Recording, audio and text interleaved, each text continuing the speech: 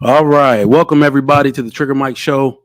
Thank y'all for coming through. I was off yesterday. I had a doctor's appointment at the VA, and then they said they wanted to run an X-ray on my little ganglion cyst here. I don't know if you can see it on my wrist. I had one removed on my left wrist some years ago. Now that one popped up on my right wrist.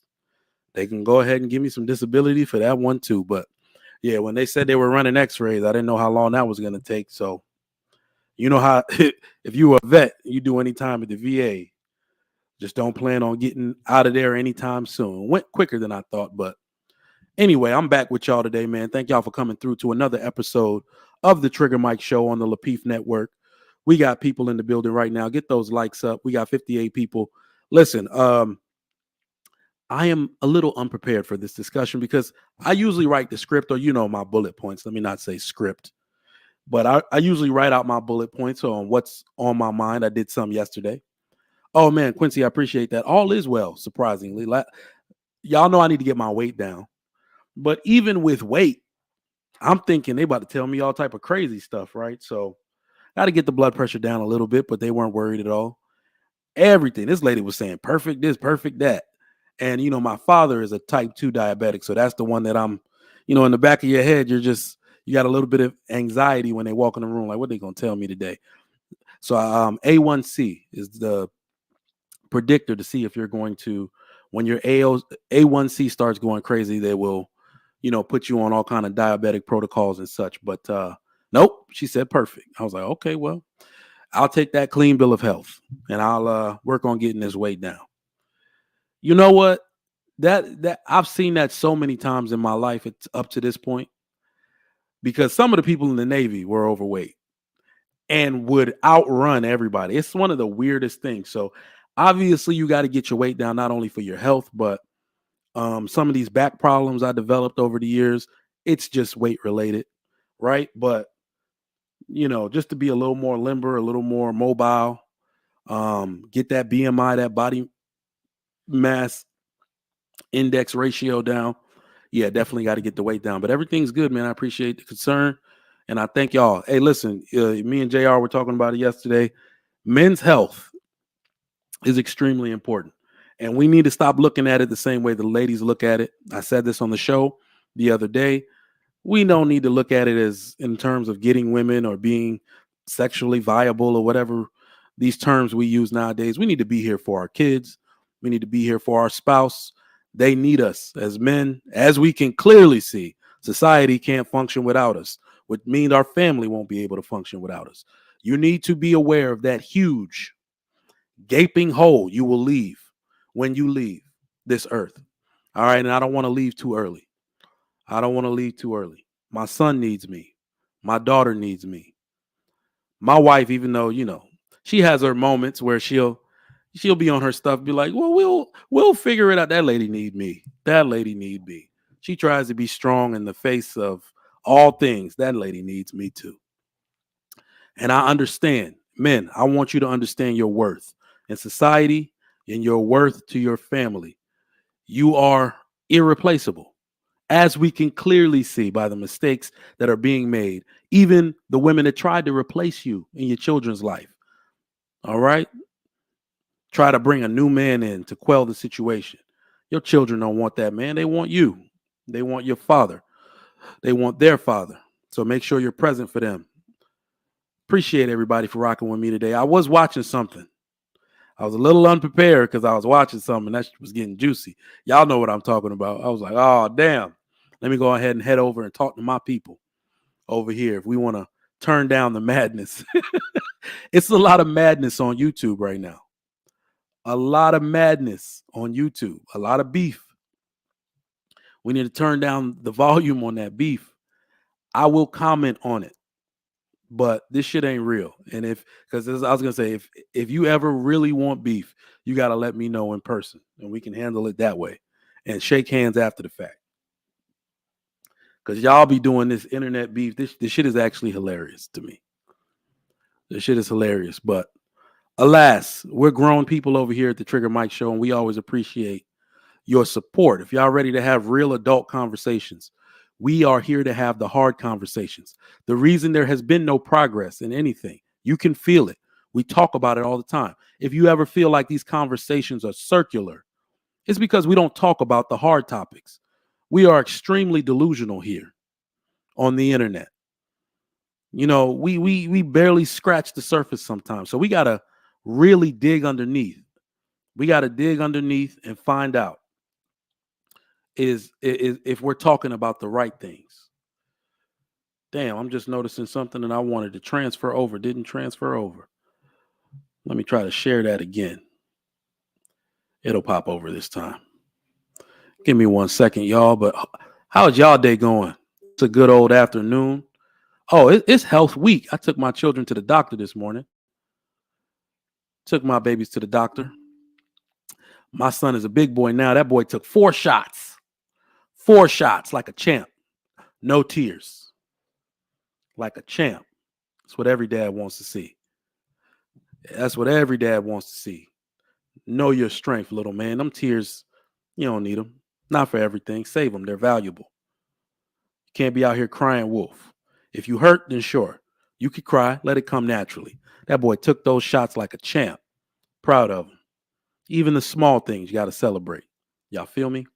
But greetings and thanks once again to everybody watching locally, internationally, nationwide. We appreciate your patronage and support here on the Lapeef Network. Get those likes up right now. And I also want you to subscribe to the show if you have not, or subscribe to the Lapeef Network. This is the greatest network on YouTube. We are on the road to 100,000 subscribers. So please make sure you share this out on your Instagram news feed, your Facebook news feed, your WhatsApp, your TikTok, all of those platforms. Please share this out and let people know they need to be a part of this movement as well. This is the way people are going to watch TV for the foreseeable future, if you didn't know.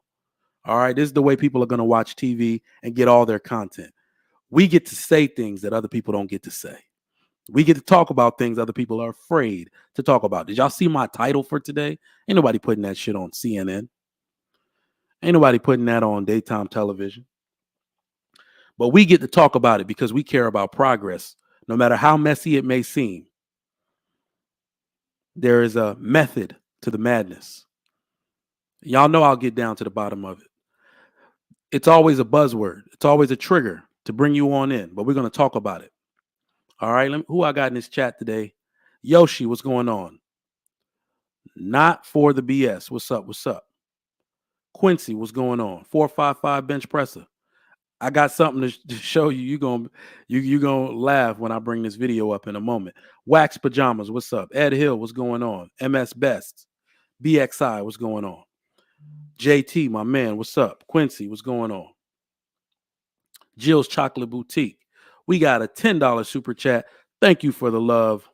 My man King Spark coming in. I want to hear your opinion on this particular topic today as well. All right. My man Cliff Williams, thank you for that. Foreign currency. 550. Should a DNA test be mandatory? Why the F do you dudes need permission? You want a test? Go get one. We'll talk about it. Humble Simp, what's going on? You check out that bump fire video? Did you check it out? That was one of the smoothest bump fires. That's the way I bump fire my Scorpion. If you, we were talking last night on King Talk. He was asking, how do you bump fire your weapon without I don't want to say the word to get the channel dinged, but yeah. Check out that video, man. Smitty's Corner, what's going on? All right, man, let's get into it. So today's topic, or one of today's topics, one of two, is, are black people overly violent? Now, I've been seeing some videos, and we're about to go over some videos here, man. And I don't know about y'all, but I've had enough. Because one of the things that I feel like is going on right now,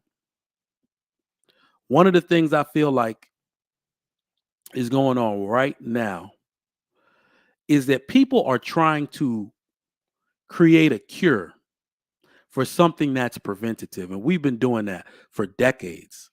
My father, like literally, when he's gone off this earth, the one thing that he kept saying throughout my life that has been true 150% of the time is that prevention is better than cure. Prevention is better than cure. I can hear it right now as I said it. I can hear him telling me that. at age 5, age 7, age 9, age 13, age 16, just saying it over and over, drilling it in my head. Are black people overly violent? That is what we're here to talk about. And save the fake outrage for the title. Save the fake outrage, because it's the question burning in your mind too. No matter how much you project out into the world, how much you don't want to talk about these issues, you're thinking about the shit in your head. The whole world sees this, not just you. Now remember, this is America. This is the US. Literally, there are people all over the world that want to live here. So they're watching very closely. Their news outlets cannot wait to report on our debauchery.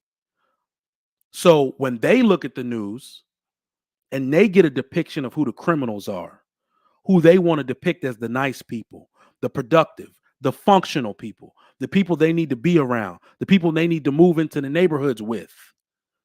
Do y'all think that's black people? Do y'all think all over the world we have a clean image? That's what this topic is about today. And I've been seeing videos, as we all have, about violence from black people. Now, the reason I brought up that prevention is better than cure is because for some reason, everybody always wants to talk about how the news outlets need to stop reporting. They need to stop painting us in a bad light. That is so short-sighted. It's unintelligent, in fact. If you're going to blame the news outlets, something you cannot control, mind you, you can't control it, nor will you ever in this country. Nor will you ever control a multi-hundred-billion-dollar industry. You cannot get a foothold on that monster. They're going to report whatever the hell they want to. I understand that. So I don't know why more people don't either. You know who else understands that? The people that don't worry. The smaller minority groups in this country. You don't see them stop talking about Asian people in the media. They don't do that. How about they just stop being news? Put a 1 in the chat if you agree. We going there today. If you have sensitive ears, leave right now. If you have sensitive ears, leave the stream right now. Instead of trying to talk about what the news is reporting, how about you stop being news? How about being newsworthy for the right reasons? Can we talk about that? Stop being newsworthy for the wrong reasons. Talking about they need to stop reporting on us. That is the most unintelligent thing I've ever heard in my life. You want to stop hundreds of billion-dollar enterprise from reporting. They report news. So stop being news. If they start telling lies, then you can have a problem. They're just if they don't report it, somebody else will.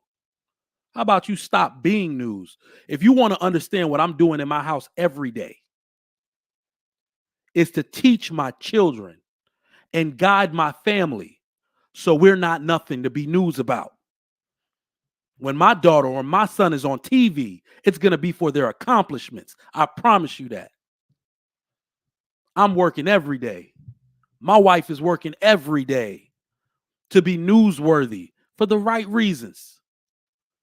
Damn, we need to stop the news from talking shit about us. That is unintelligent. Stupid as hell. Do y'all want a statistic? Because you know I love statistics on this show. Do y'all want a statistic? It shouldn't really surprise you. Many of you have seen it before. It shouldn't surprise you as to why we have the negative aura around us as a people. And I mean all black people in this country. Foundational black Americans, as y'all like to call them. Africans too, because we're noticeably black and other people can't tell the difference. As I keep telling y'all, a cop doesn't pull my black ass over and say, "Are you American or are you from Africa?" Because I only give tickets to niggas. They don't do that. So at least half of my experience, before I open my mouth, I don't even have an accent. People just get treated like black people. And that's what we're going to talk about today. Y'all are fucking our image up. I am not here to disparage. I am here to defend law-abiding black people. That's it. I am not here to disparage black people. I am here to defend the law-abiding citizens that happen to be black. That's it. Trey says, talk to him, Trey. Ha, I never once asked if you were African. Everybody black. He was a police officer. If you must know, if you need proof. Nobody comes to a damn person's window and be like, look, I only give tickets to hood niggas. No, if they have a bias of any sort, anybody can get it. Anybody can get it. So stop trying to separate yourself out like your experience is different. Like somebody can tell that you're an American or something. I don't even have an accent. Half my experience, at least, is the same as yours. All right. According to the FBI, black people commit 60% of all violent crime in the United States of America. Do y'all know what percentage of people we are in the U.S. and why this doesn't even make sense? Do y'all know what percentage of people we are, chat? Anybody? I'll wait. Such a deplorable stat. It's so disheartening. It's disappointing. It's disappointing. It's disappointing. We are anywhere between 13.5 and 14% of the U.S. population. But black people commit 60% of all violent crime. That should give you cause for alarm. If you want to know why the world is scared of us, if the world has an extreme prejudice against black people, even if they don't deserve it, look no further than that one stat. How the hell can 13 point something of the U.S. population commit 60% of all violent crime, and you don't know why people treat you a certain way? They'd be an idiot not to. I present like a square. I present like a square. And people still close their car doors, press the button to lock their car doors when I'm walking in between the cars at HEB to go in. That's because of y'all, the criminals out there. That's because of the criminals committing these crimes. That's why those people lock their door. They don't know who is who. If 60% is committed by black people and they only 13 point something percent, how the hell can they know who's who? Y'all better start fighting the narrative within. Stop fighting these people out there. You're 100% in control of your own behavior. That's all you really got control of. You're trying to control the media. We don't own shit there. We can't control nothing. We don't even own the shit in our own neighborhood. But you're trying to control $100 billion worth corporation. Y'all crazy. You know what I found to be extremely funny? And before I say that, let me say this. All people in this country that are black people, aren't you tired? All law-abiding black citizens, those of us who are just hardworking, those of us who entered the workforce early, those of us who went to college and tried to get jobs after the fact, those of us that listen to mom and dad or just mom or dad, those of us who, though, even had a bad example, tried to push through, aren't you tired of having an asterisk placed by your humanity because of something another black person did? Put a 1 in the chat. If you are tired of feeling the prejudice like heat on your skin, simply because you know they feel that way because of something someone else did before you got to the position, something they experienced from another black person, aren't you tired of having an asterisk placed by your behavior, your demeanor, your attitude because of something another black person did? I'm tired of that shit. That's why we come out and talking. That's why we come out and talk this talk. That's why the Trigger Mike Show exists. We cannot behave like an island onto ourselves all the time. We got to come out and say something. I'm tired of it. I'm tired of it. One of the biggest misconceptions in this country, and one of the things that I hear being pushed as a narrative to further blur to screw up the minds of black people, people like Tariq Nasheed will come out and say and accuse Africans of trying to dissociate themselves from FBA people. But guess what I've noticed? Because I live in a neighborhood full of affluent black people, not just Africans, African American people, full of affluent African American people, and law-abiding FBA citizens have tried harder than anybody to dissociate themselves from niggas. Black people don't even like niggas. Stop trying to associate yourself with them. Y'all always talking about we need unity. No, we don't. No, we don't. Because I'm not unifying with that bullshit. They can have at it.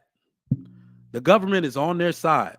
They want them to kill. They want them to do all type of stuff to each other out there. They're gonna entitle them to keep having babies.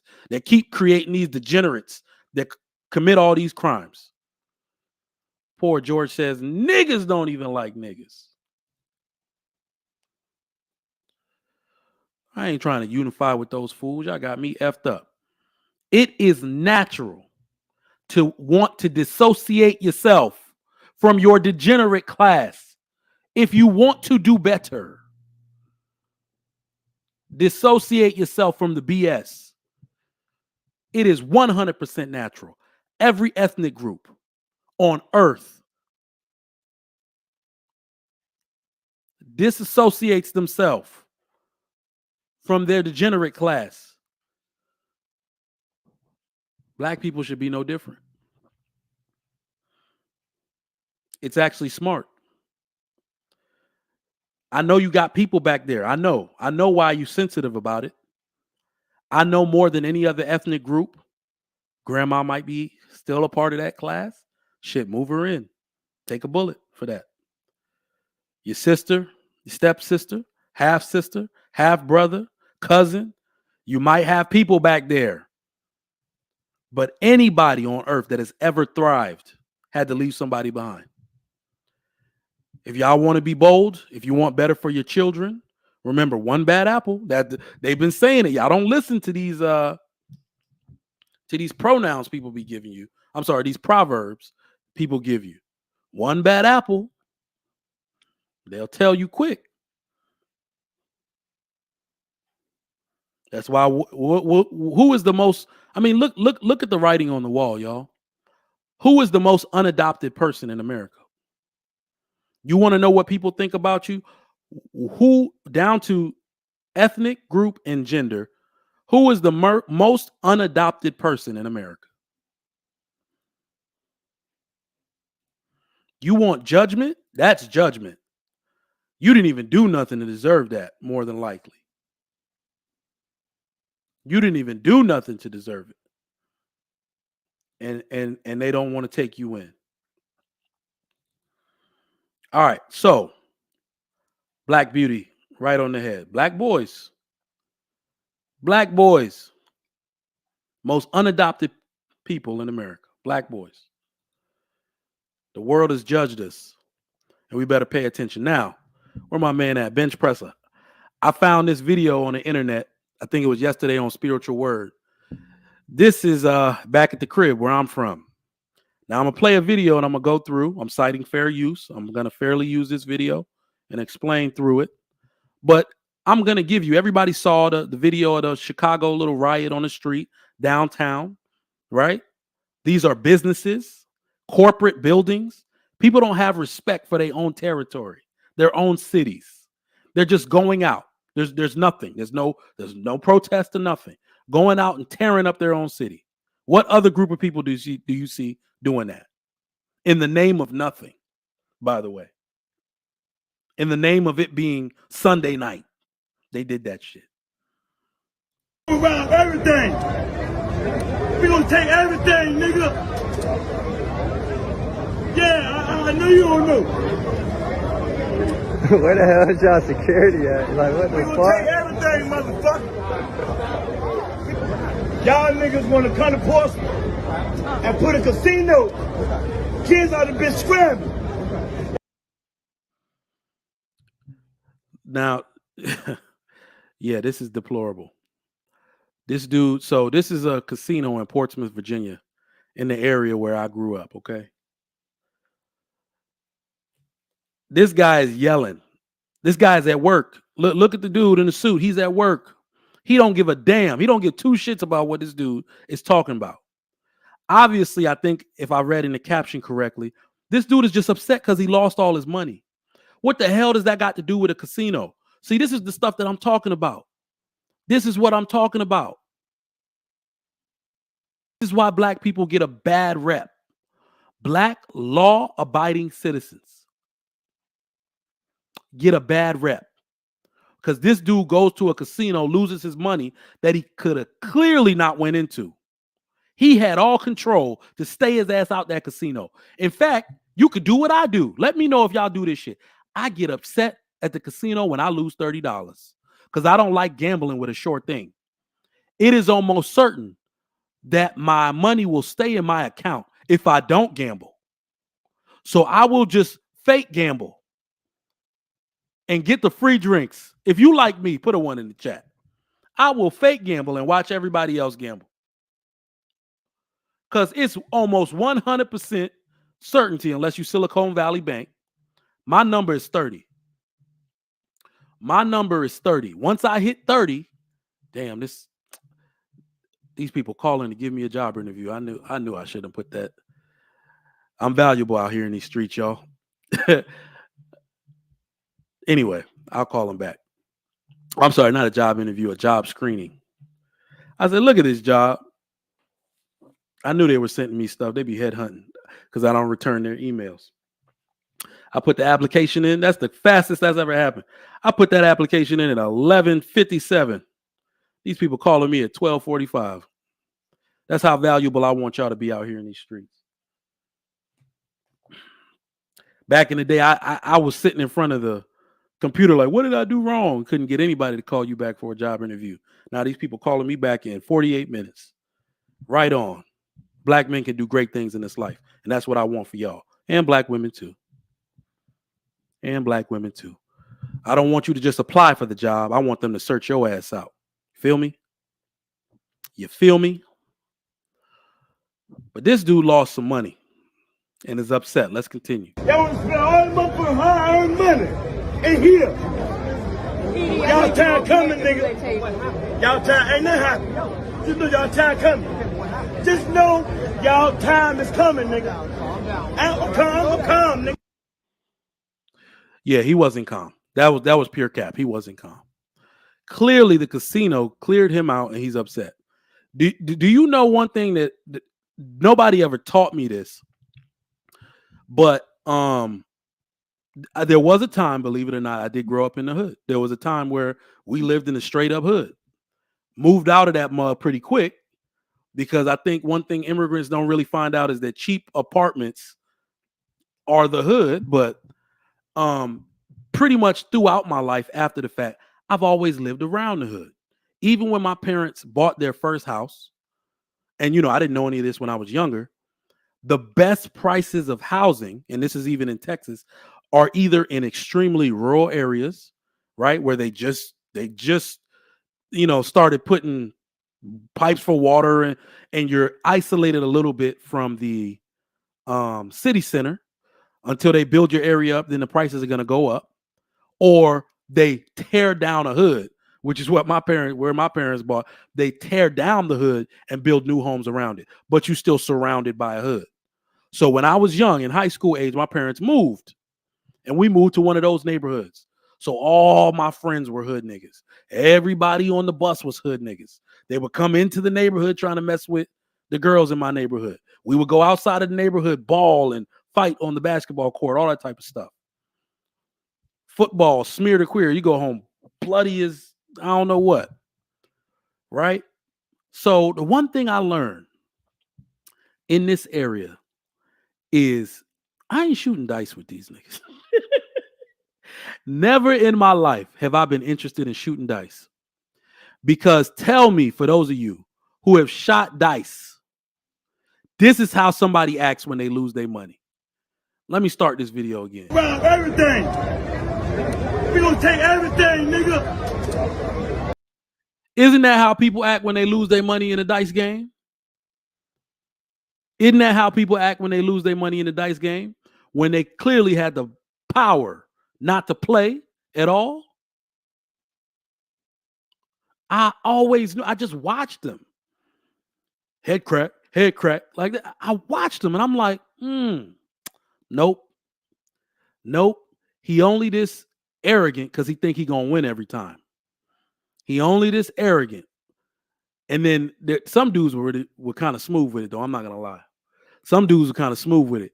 If you win and you clean somebody out, don't go again. Dip. All right, y'all. All right. Pretend to be on the phone with somebody and dip. Because you know he gonna get upset. Pull the tool out, threaten you. Nah, bro. Nah, doubling. Nah, we going again. Nah. If you win, you clean somebody ass out, you dip. That dude basically lost a dice game with a casino. That's your fault, bro. These are the negative. This is the negativity being portrayed. Let me tell you why I understand. I don't agree, but I understand people's bias and prejudice towards black people. I'm sorry. I do. I understand it. Because even at random, in my neighborhood, at random, a neighborhood that is clearly maybe, let's say, 30% white, another 30% Middle Eastern, Asian type thing, then another blacks in Africa. Like, you know, the Houston area, this is the most diverse city in the United States of America. Last I checked, New York City had 191 countries represented in that city, and Houston had 192. So we're the most diverse area in the country. When you say excellence here, you won't have a clue what color person you're looking at. When you say excellence here, that person might be black, they might be Hispanic, they might be white, they might be Middle Eastern, they might be Asian, you don't know. They might be Hawaiian, they might be Russian, you don't know.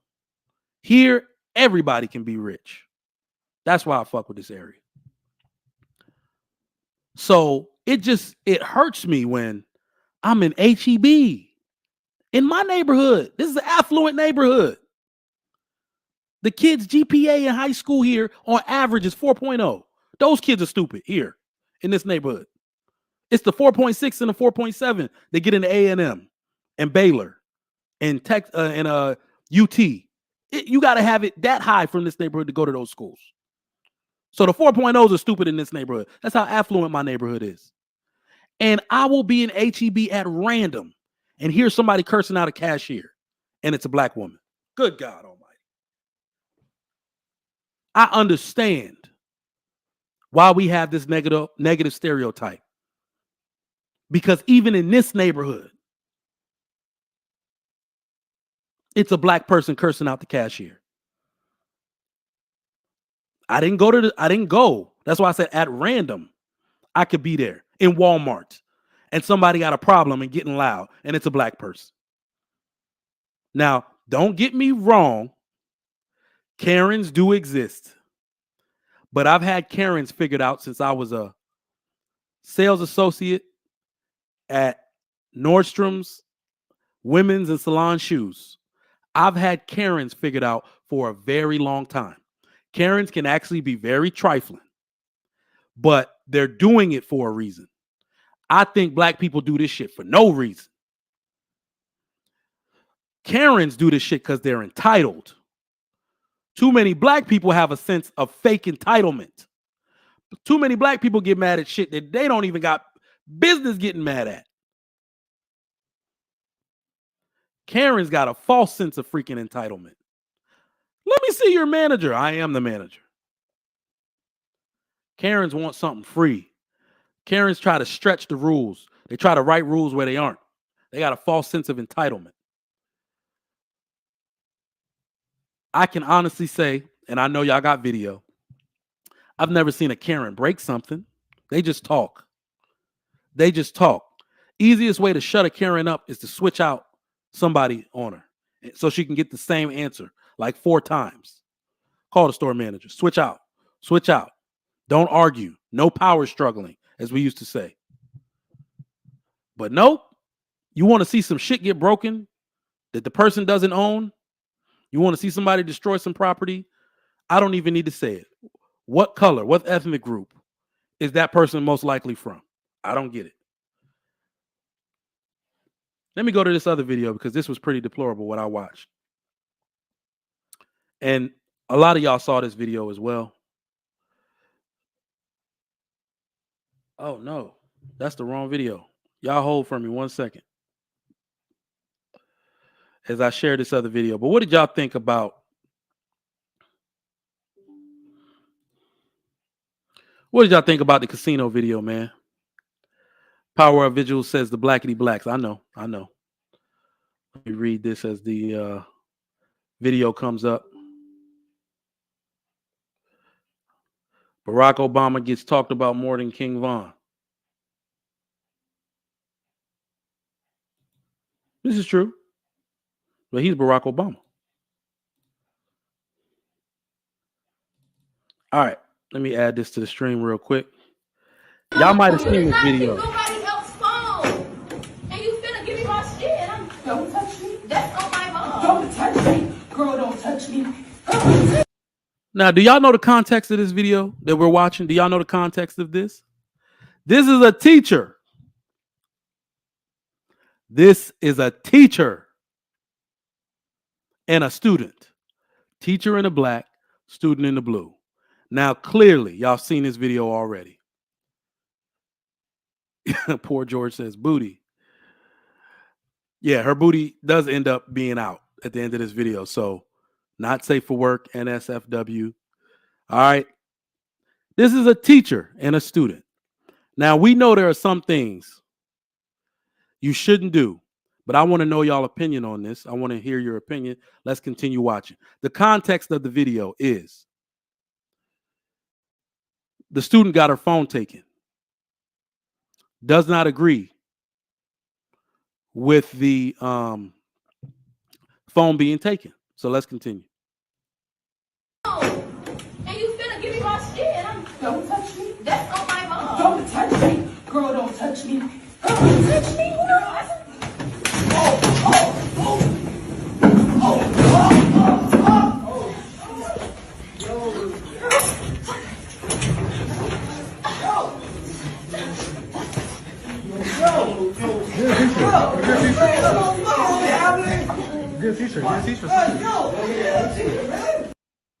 Oh, damn. I didn't mean to stop it right there. Oh, no. Her ass is out. All right. Let me. That ass going to be out for a while. Okay. All right. I have two feelings about this and not about her ass being out. I was like, I had to take it down. What do y'all think? First off, let me read y'all thoughts on this, man. Let me read y'all thoughts because I already know there are multiple ways to look at this video, and it goes into our topic today. Multiple ways to look at this video, okay?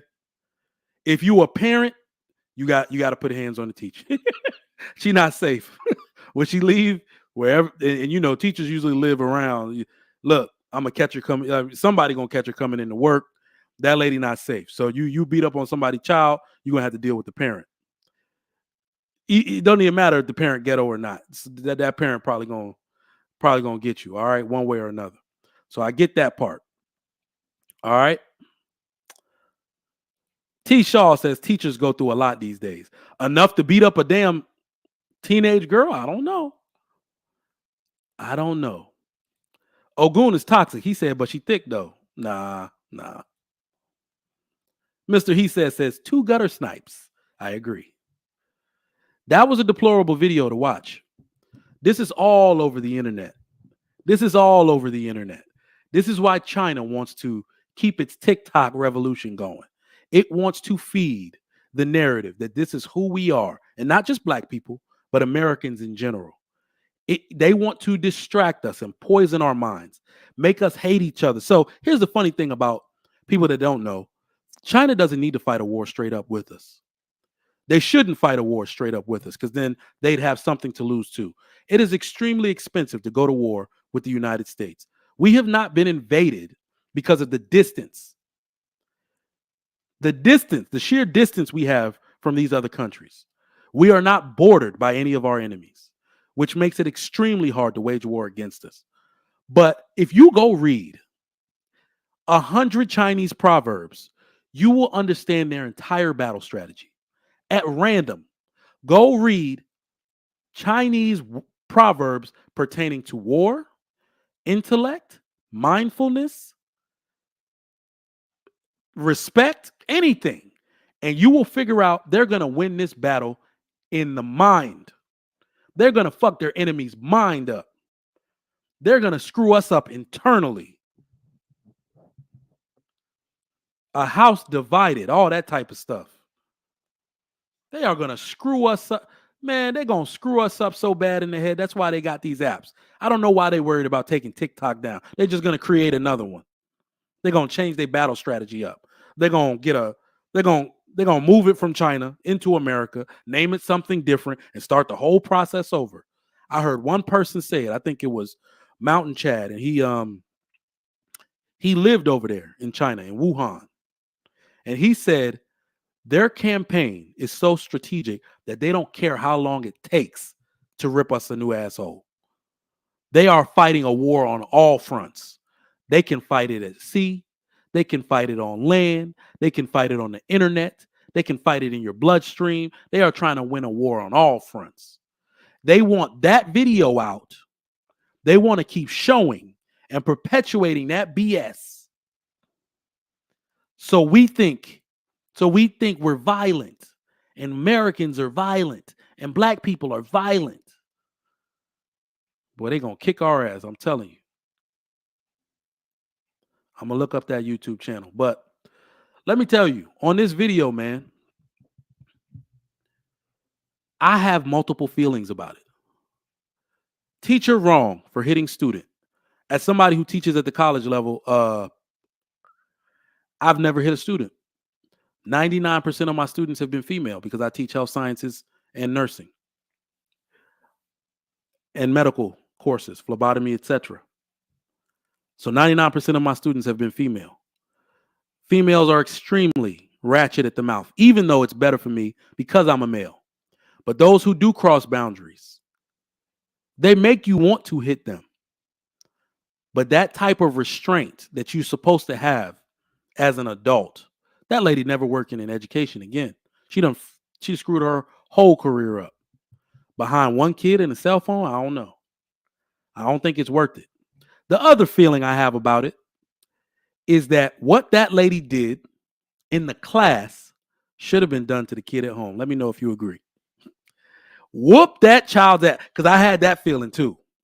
Because somewhere on the ground, I realized that she put that kid into what I like to call, or what wrestling likes to call, a submission. That is what kids lack. That is what young girls lack in the world. You need to know exactly who we are in life and why you should respect your elders. If they won't listen, that's fine. Whoop that sense into their ass.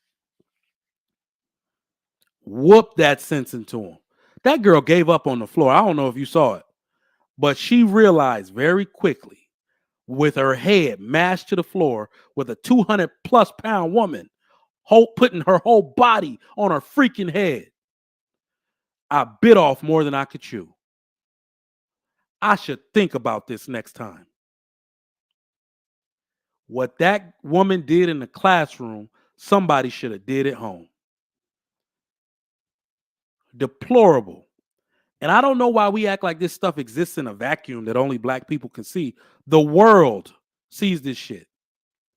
So every time we accuse the media, the shade room, spiritual word, Hollywood Unlocked, every time we accuse them of just pushing this BS and telling this type of news, how about you stop being news for the wrong reasons?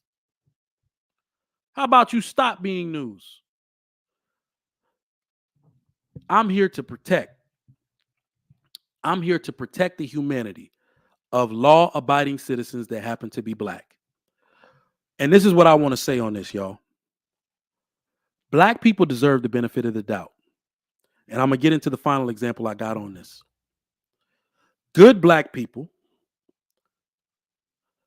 well-meaning, virtuous, dutiful, hardworking, punctual, smart, intelligent, law-abiding black people deserve the benefit of the freaking doubt. By now, everybody has heard about the Ralph Yarl story, right? That young 16-year-old kid that got shot by that 80-something-year-old man in a case of mistaken identity, just so we're clear. That is what the cops are saying, and that is what is being reported.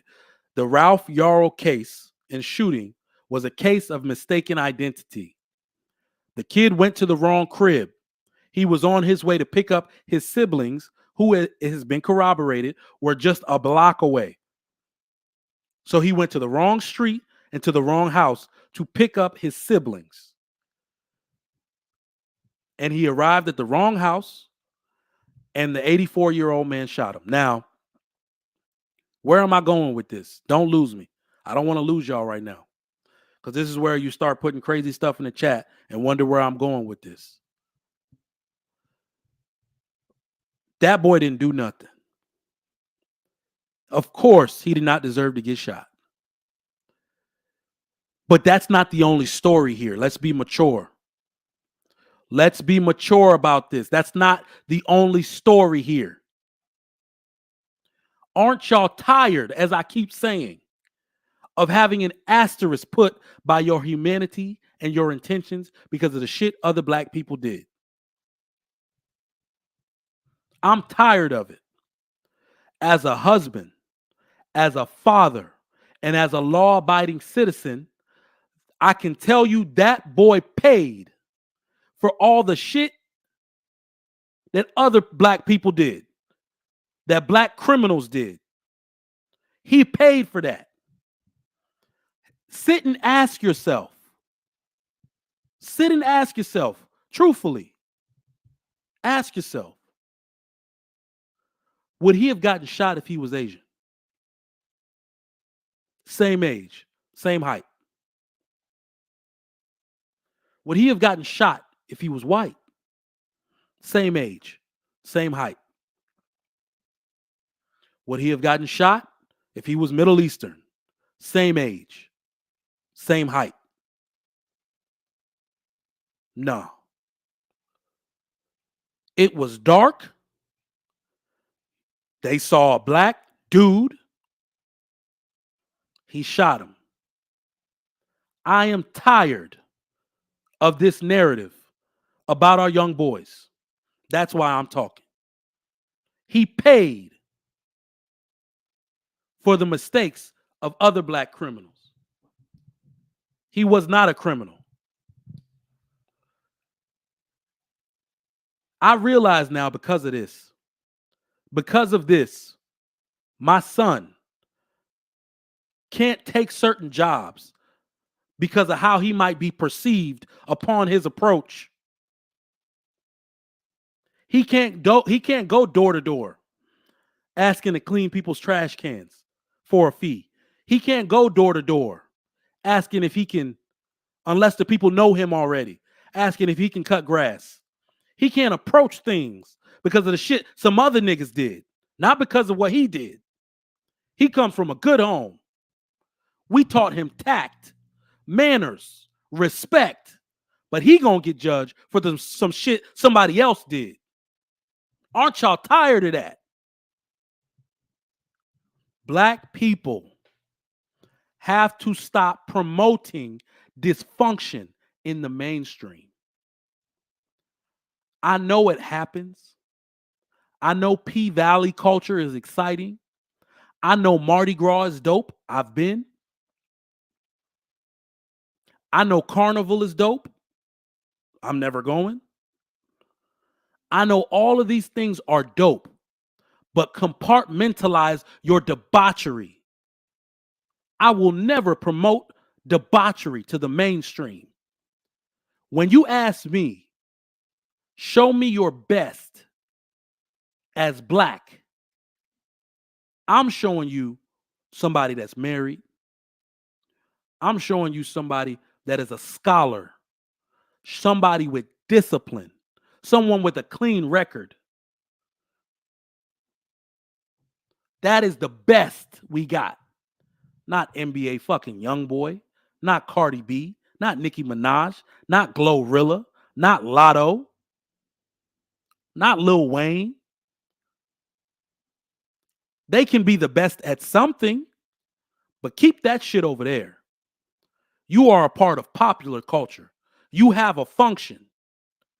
But when it's time to show black people to the world, clean that shit up. You do not promote that bullshit to the mainstream as the best you got. That is a niche. That's what we call a niche. That is something to be enjoyed and discarded away until you have further use of it. Do not make that bullshit your whole life. Ralph Yarl paid because we promote dysfunction in the mainstream. People have biases so strong that they want to shoot a 16-year-old boy through the door.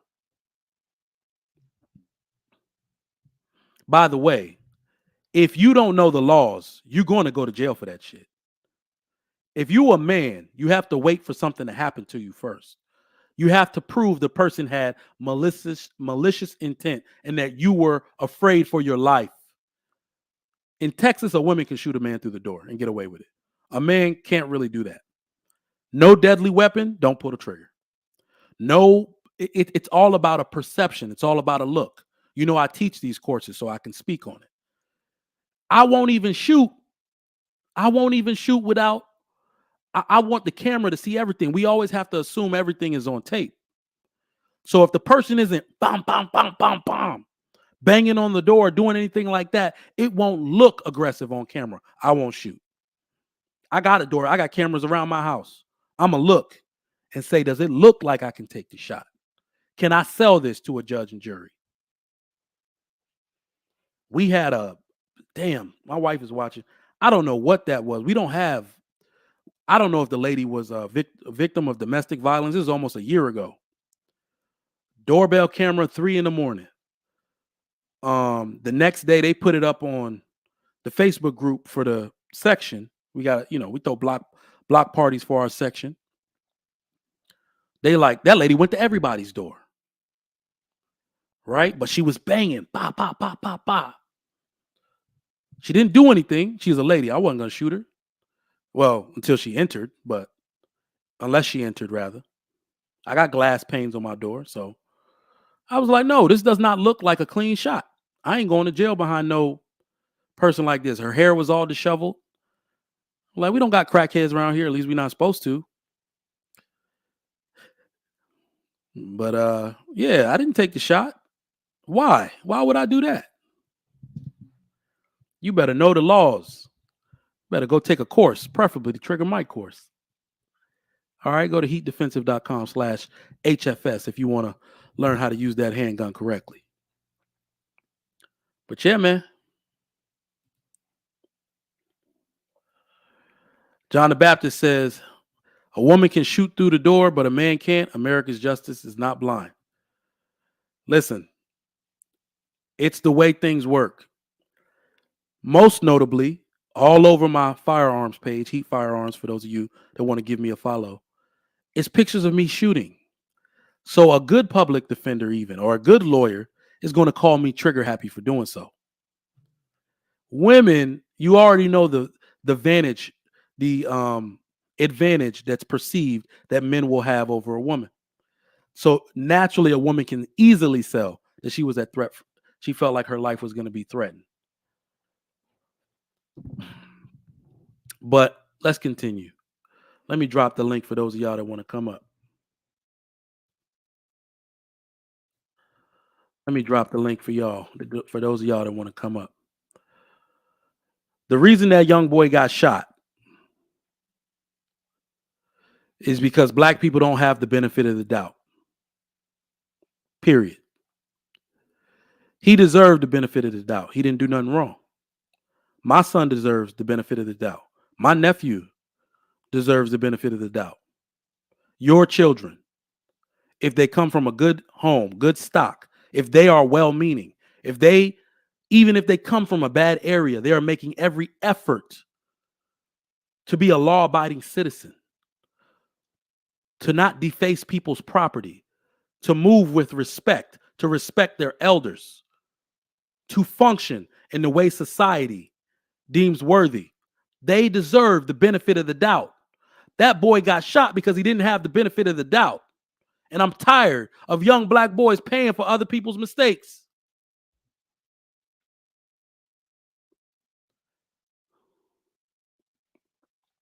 Good people, let me talk to y'all, because I need y'all to understand something.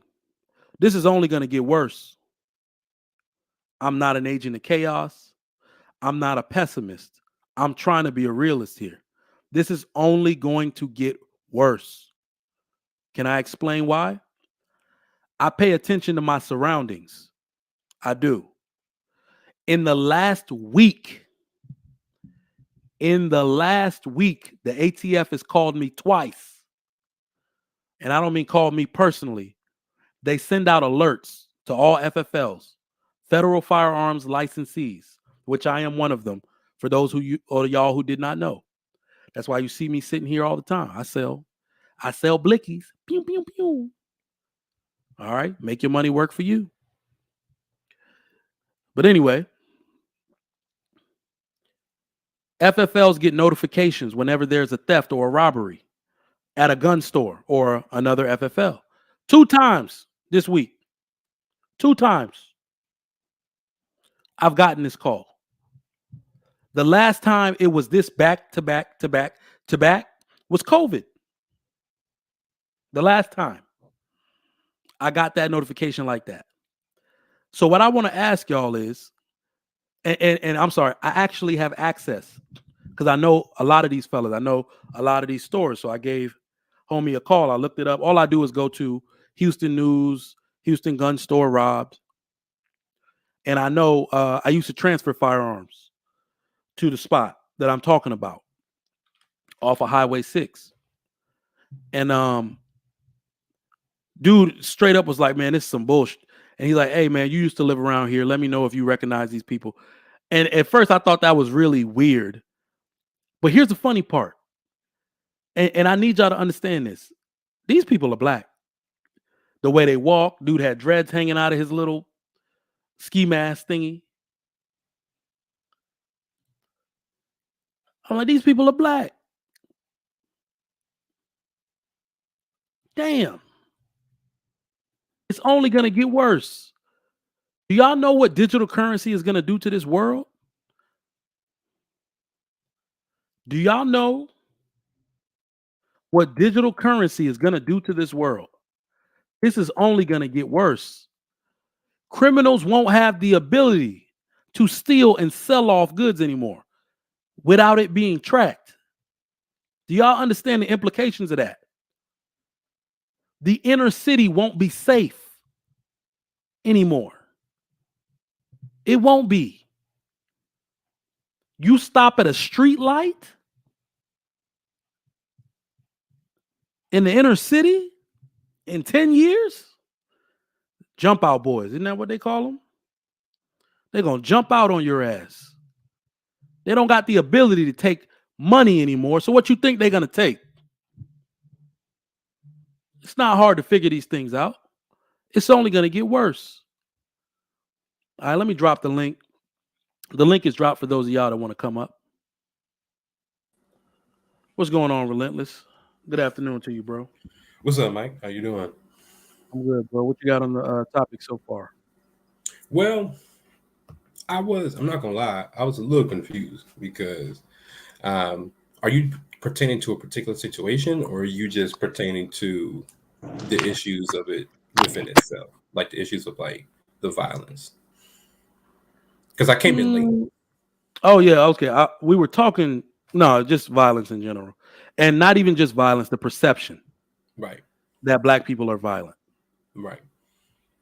Well, going off of that, the Mhm. perception is because, well, with me, I don't want to put a strong label on somebody.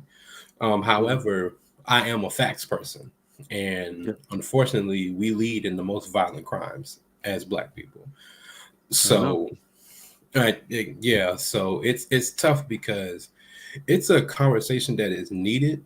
However, I can't put this on every Black person. Like, I'm not a gun owner, but my father is. My father's a police officer. My uncle is. My uncle is a what you call it? I forget his rank, but him, a couple other my uncles who've been in the service, they're all gun owners, but they are not inherently like violent people. However, I do know people, other people of in the Black culture who do own guns, who have been arrested and incarcerated for issues and troubles with guns, as well as like recently, a few months ago, like in my town where I'm from, in Virginia, there was a murder of someone I went to high school with by someone else I went to high school with who was a gun owner. So it's just a very interesting conversation to have, but we do have to talk about the truth. Like there is an issue of violence in the Black community. Absolutely. JT, what's going on? Good afternoon, bro. Nothing much, man. Good to see you again. I missed you yesterday. I was waiting at 12, like, where you Oh damn, yeah, yeah. I had to cancel it last minute. It was like 10:30. I was still in the doctor, like X-ray. Oh no. at?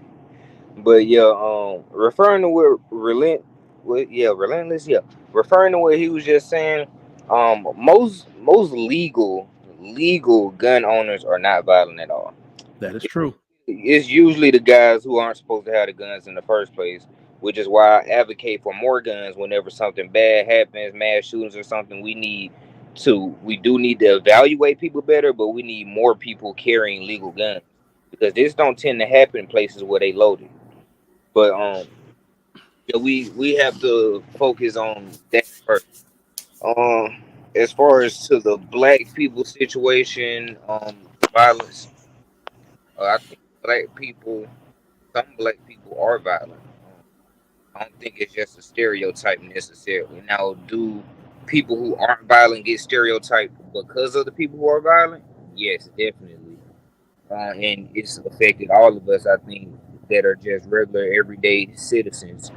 Um, I think black people try to give themselves a reason to be violent because of what happened to us in the past.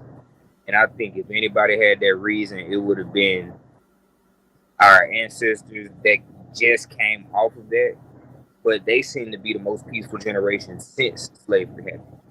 And so it's kind of weird because you have some people who want to blame it on situations like that, but yet they've never faced any of those issues. They're just violent. I think part of the reason why we're violent is because a lot of us didn't have fathers in our home, and we just like to lash out because of whatever pain we have going on in our personal life. Uh, in black culture, violence is often pertained to somebody respecting you. We one of the only cultures that by somebody calling you a name, you like to get your ass whooped. Um, Mhm. we hear white people who argue with each other, who call cocksucker. They'll say that to each other. But up in New York, you could say suck my, and you get killed behind it. People take the respect very seriously to the point where they're willing to die behind it. And I never just understanding that because me personally, I'm the guy that I would say help you understand. Who are you for me to care about you respectively? Like unless you physically touch me, like what the words that you say to me are gonna kill you. You're not gonna. So I think it's a lot of factors in why African Americans are violent. Some of them, I think it, Excuse me. it's possibly a majority is a very large.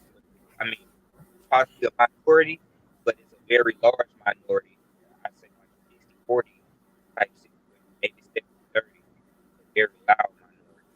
But I don't think most black people are inherently like Man, I was about to say your service going in and out again.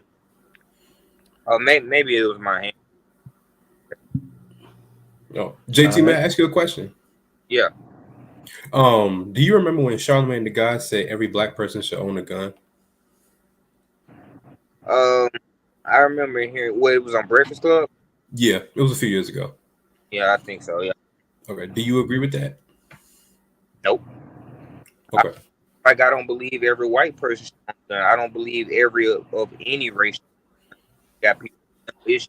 You got people who have already given that right away when they decided to join the street life or crime life. So I don't believe everybody.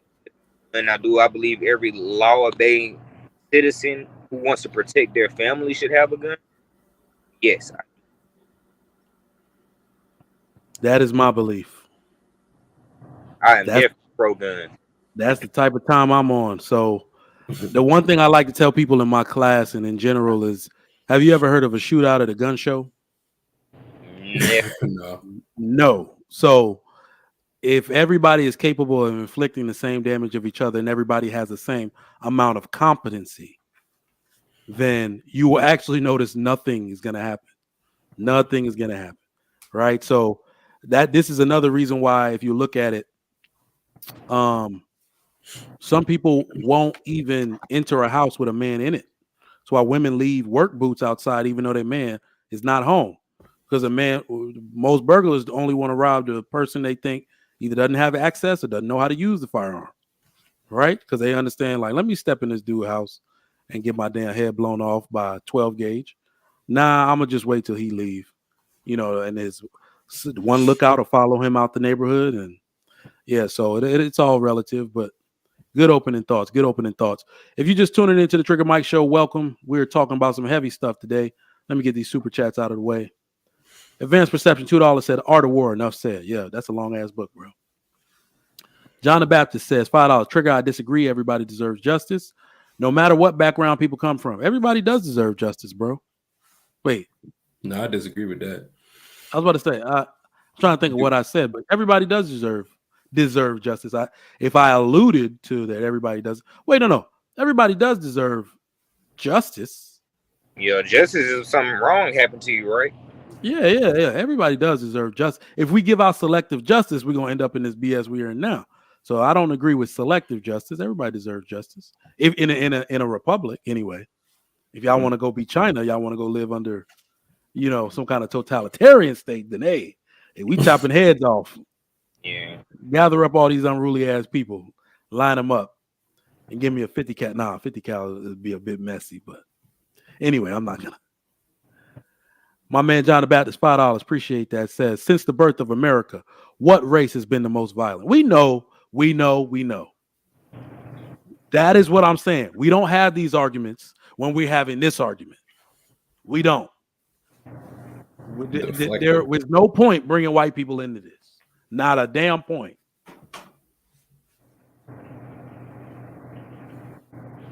Everybody want to bring up white. It's weird. Everybody want to bring up white people. This is a deflection tactic. That's all that is. Ain't no point bringing them up. But I got a question for y'all. Stay tuned. So I need to ask y'all, and I just want y'all to elaborate on this. Because I heard this before I even asked. I heard this once from a white dude on CNN while he was arguing with Mark Lamont Hill. And I can't believe he said it. This was back before Mark Lamont Hill got banned off of CNN. So maybe 4 years ago. Right around Trump's first. In fact, damn. That's like, damn, we old now. That's like 7 years ago. Goodness gracious, these years are going by. That's like 7 years ago. I heard this. Mike, don't call me old. I'm 24. Don't do that. Don't do that. Yeah, you were young. You're still young. Younger. So are black people prone to criminality and violence? The white guy actually said that. He's like, well, that black people are prone to criminality and violence. I was like, what? That's crazy. So y'all let me know. We'll start with Relentless. EBD, what's good, my boy? Are black people prone to criminality and violence? I'm personally going to say no, but I'm going to say that we're influenced. I'm going to say that in things within our culture make it influenced to be prone to criminality and violence. Like I don't hear people in country music talking about, if a mother effer look at me, like I'm gonna kill him. I never heard that in a country song, um, or in a lot of like sort of like salsa music, like dance music. So that's just a small example, but I'm not going to say that we're prone to it, but I definitely say we are the most influenced to act on those things, and that's my response. Hi, JT. I would say that we're prone to, because most black people I know aren't violent. Now, I'm not saying every black person I know isn't violent, because I do know some black people that are violent, but most that I know are just everyday people like you, me, him, and him. I don't think we're prone to violence, but I do think that we can be put in situations and environments that can make us violent. And somebody said something, I forgot who it was, but it's a saying that if you put a bunch of hungry dogs in a pen together and you throw one piece of steak out there, they're gonna kill each other for that one piece of meat. So I think it's all about your environment. Your environment can play a lot on who you are as a person, and it could bring violence out of you. But as far as being prone to violence, no, I don't think so. If everybody has the right upbringing and it doesn't get too influenced by our culture and music, because that's another thing. Like I agree with what Relentless said. The music and the culture is, some people just want to be that instead of be themselves. They want to portray everything they see, not knowing that none of these rappers do what they really say. None of them are gonna sit there and be solid like they say they are. They gonna tell just like every other regular citizen gonna tell. They not killing people. They not doing this. They not doing that. The most they doing is smoking a little weed. So I mean, if people in our community just stop letting the culture as a whole influence and dictate it and just take it for what it is, entertainment, then I think a lot less people would be violent. EBD, welcome. Good afternoon. What's up, everybody? Salute to everybody on the panel. I come at this from a completely and totally different perspective because when we talk about violence and who is or isn't inherently violent, I go back way back in not only this modern society, but I like to go back a few hundred years, a few thousand years, and talk about the pattern, right? Now, we're not going to get too much into it because, I keep my stuff short and to the point, but I just wanted to give you the context before I answer. So I like to always preference this. If Black people are as violent as we are portrayed in the media and all over the world, we never would have been enslaved.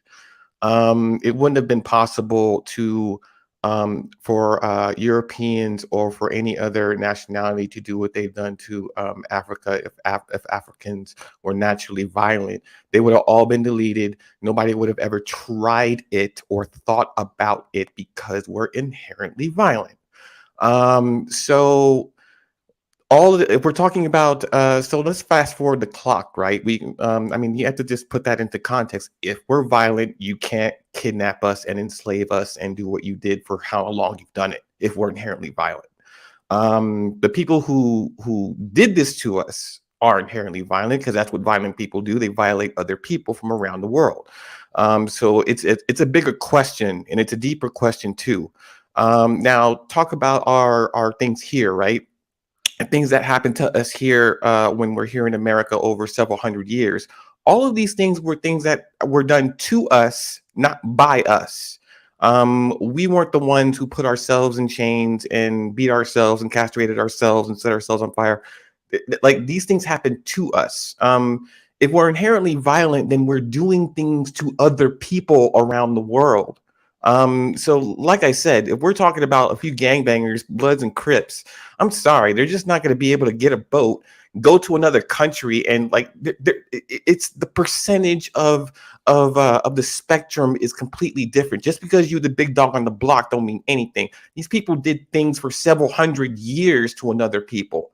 That is how I define violence, not just whether Pookie and Ray Ray shot up the store or grocery store several other weeks or whatever. You know what I'm saying? I'm talking about a systemic scale of violence. Everyday people wake up and violate other people as a job. That's kind of how I see modern day policing. And you look up what modern day policing, how it went, how it even got started in the first place. It started in a place of violence, not protection and service, right? It was protection and service for a particular group of people, but not everybody, and not equally, and not all the time. And it's still like that today. So no, we're not inherently violent, but I do think that we are inherently violated. We are systemically violated. I think that just in these cases we're talking about now, the 16-year-old, he got violated. If he were inherently violent, then it'd be the 86-year-old, the 83-year-old white dude who'd be dead, not the kid, right? I mean, this is what I'm saying. Like, things happen to us, and we're still asking the question: Are we violent? We're laying up in the hospital. We're dead. We're in jail. I mean, so I think that was a brilliant explanation on your viewpoint. My view is a little more neutral. It's more so, it's like, who are we to say, especially historically, like you said, that black people are more inherently violent? I don't think we can actually tell who is inherently what, one or the other, and we don't have the ability scientifically to even say that. What it is cultural, it's behavioral, it's environmental. That's just really it's just environmental. If you really want to be, if you go back hundreds of years, violence has never particularly been the objective of black people. That's really the way I'll put it, because violence is used, it's a choice. Violence is a choice made intentionally to gain control. It is an option, either the first. So if we want to say inherently violent, it just depends on, is violent your first option, violence your first option, or your last. And for black people, it has never been our objective to be violent, especially in this country. What I continuously say for people who want to know, give a black person, whether it be an FBA, an African American person, an African person, the same circumstances in this country as their white Indian counterparts, 2-parent household, middle income home, they do the same or better than their peers. So My point on it. exactly. So to say violent black people are prone to criminality is just ridiculous. Black people are more affected, disproportionately affected, and y'all know my view on this. It's sometimes their freaking fault, but they are more disproportionately affected by the environmental factors that breed the bullshit that we're seeing. All right. If we enable women to have kids out of wedlock and don't stop that bullshit, they will create the degenerates that make black people look like they're violent. Go to the jail and go ask 100 people in the prison, males, what their home was from, or what home did they come from. They're going to say a single mama led house. So that will tell you right there that those circumstances might breed what we're seeing. It does not mean that black people are prone to criminality inherently or through our genes or anything. All right. So that's my viewpoint on it. Well, with what EBD said, like, this isn't pushback, but when he was talking about like policing, not all policing was derived from slave catchers. That was only policing in the South. Policing in the North was already established before. But then, you know, of course, bad apples do as bad apples do and spread. So that was like, this isn't like pushback. This is just like, No, I get it. No, Yeah, I know. I appreciate it because like, you know, but when I say the root of policing, right? Mhm. The root of all law enforcement. What were the laws and what are they enforcing and who are they enforcing them on? Right. No, I'm not disagreeing. I was. That's what I'm saying. North or South. Got you. All right. That was a good question, bro. Let me ask this one now. EBD, we're going to start with you, bro. What cultural norms promote violence among blacks? Mostly gang violence, and I think rap culture. Hip hop culture is different. Um, Hip hop culture starts by reporting the news of what's going on in the neighborhood, rather than rap, which kind of celebrates the violence that goes on in the neighborhood. I think there's a difference. When you hear like when they reminisce over you, you know, Troy, like when you hear that song, he's talking about what's going on in his life. And he's not celebrating. He's just he's reminiscing over where he grew up. He's telling you where he's from and what he's about, versus rap, which is I'm in these streets and I'm deleting you and I'm slinging this and I'm doing that. There's kind of a pride element to the actions, versus the hip hop, which is, hey man, this is what it's like out here, versus, hey, I'm all about this right here. In rap, there's a certain disrespect element to it that I didn't like. For instance, diss tracks. Heard of them? They're called. There are specific tracks made by a person, like time and energy, to disrespect them. Not just them, their fathers, their mothers, their children, their jobs, their background, They're like dead. all of that. They're dead loved ones or something like that. Someone who got deleted. So yeah, a lot of it that celebrates that kind of violence. I would say that's kind of where it is now. Here's the difference, because I think somebody was saying earlier, well, I don't hear this in country and I don't hear this in polka or salsa or something like that, right? They do have their darker underbellies, but they're not celebrated, right? They're kind of shamed. They're not promoted everywhere. There are no there are some, Latin hip hop or whatever, but they they talk about game and all that, but that comes from us.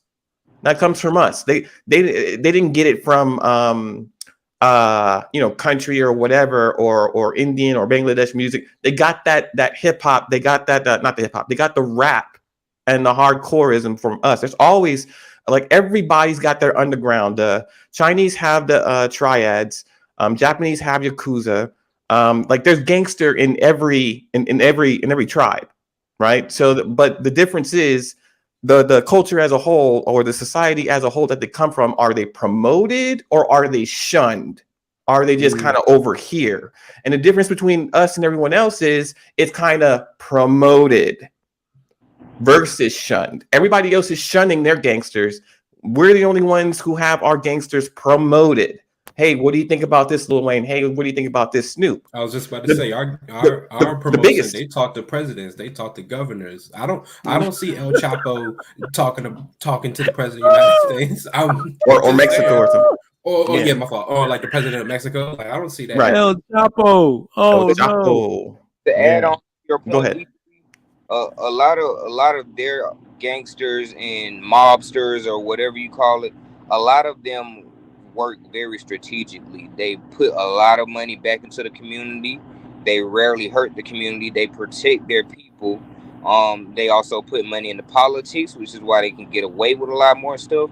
And what happens with our gangsterism is that it ends up hurting us, because we end up hurting each other. We end up destroying the community, bringing down the property value, killing people in the process of selling drugs, killing people in the process of trying to kill somebody, or deleting people in the process of trying to delete somebody for money, different stuff like that. So, that was just to your point. They operate in a totally different fashion as well. Yeah, they play chess. They don't play checkers. It's strategy. Right. Exactly what you said. They're underground. So that's not the top tier of their culture. Right. It's not promoted. I mean, if you think about what do you know about other cultures besides their clothes, their food, their language, their religion? You know about different cultures, and you hear about them and you hear about their music, but you don't hear about their gangsters. You don't know who the top triad is in China. You know who the president is, though. You don't know about the top head of Yakuza in Japan, but you know who the prime minister is, though. Same for Europe. You see what I mean? You don't know they're gangsters. They're there, but they're just not All of our gangsters here in America are on television. They got their own reality show. They got their own weed. They got their own, whatever. But I mean, so what's being Banks. promoted in America is different than how other cultures are perceived, right? But the problem is in America, we don't control our own perception and how we want to reflect to people. Because there's the average black man is out here working that 9 to 5. He's not a gangster. He's not a Crip. He's not a rapper. He's not a baller. But But in the media, that's pretty much all the faces you see are the faces of success. Let me contextualize it. The faces of success are athletic or something like that. It's never intellectually pushed. We have a Neil deGrasse Tyson and maybe some others, but you can't name 5, and that's a problem. All right. Mr. Rich, welcome. So what do you got on the topic for us so far, if you want to answer the current question at the bottom? Yeah, just on the thing, I think everybody touched on a lot of points. Anything I have to say is kind of a variation on the theme, but certainly biologically, black people are not the most violent people. Matter of fact, if, like you said, EBD, if we were, they wouldn't have been able to take over Africa as easy as they did. That's one. So most of our issues is cultural for sure, because there's money in debauchery, and the people who run those companies, give lucrative contracts for folks to keep up the debauchery, both men and women. I remember when rap was something that had a message in it, and the message now is death and destruction. And for the women, it's just being a 304 and the most ratchet kind of woman you could possibly be. And we celebrate it. And it's celebrated, it's promoted, and we all know who owns those companies. So, so those are the things that we're dealing with. And of course, there's all kinds of other environmental pressures that keep us in from the victim mentality to the "oh, woe is me" mentality to the things. I mean, we're being attacked on all levels socially. It's an unbelievable social engineering program that's going on against black men and black women, and we've fallen prey to it. And the hole is so deep that we can't fix it.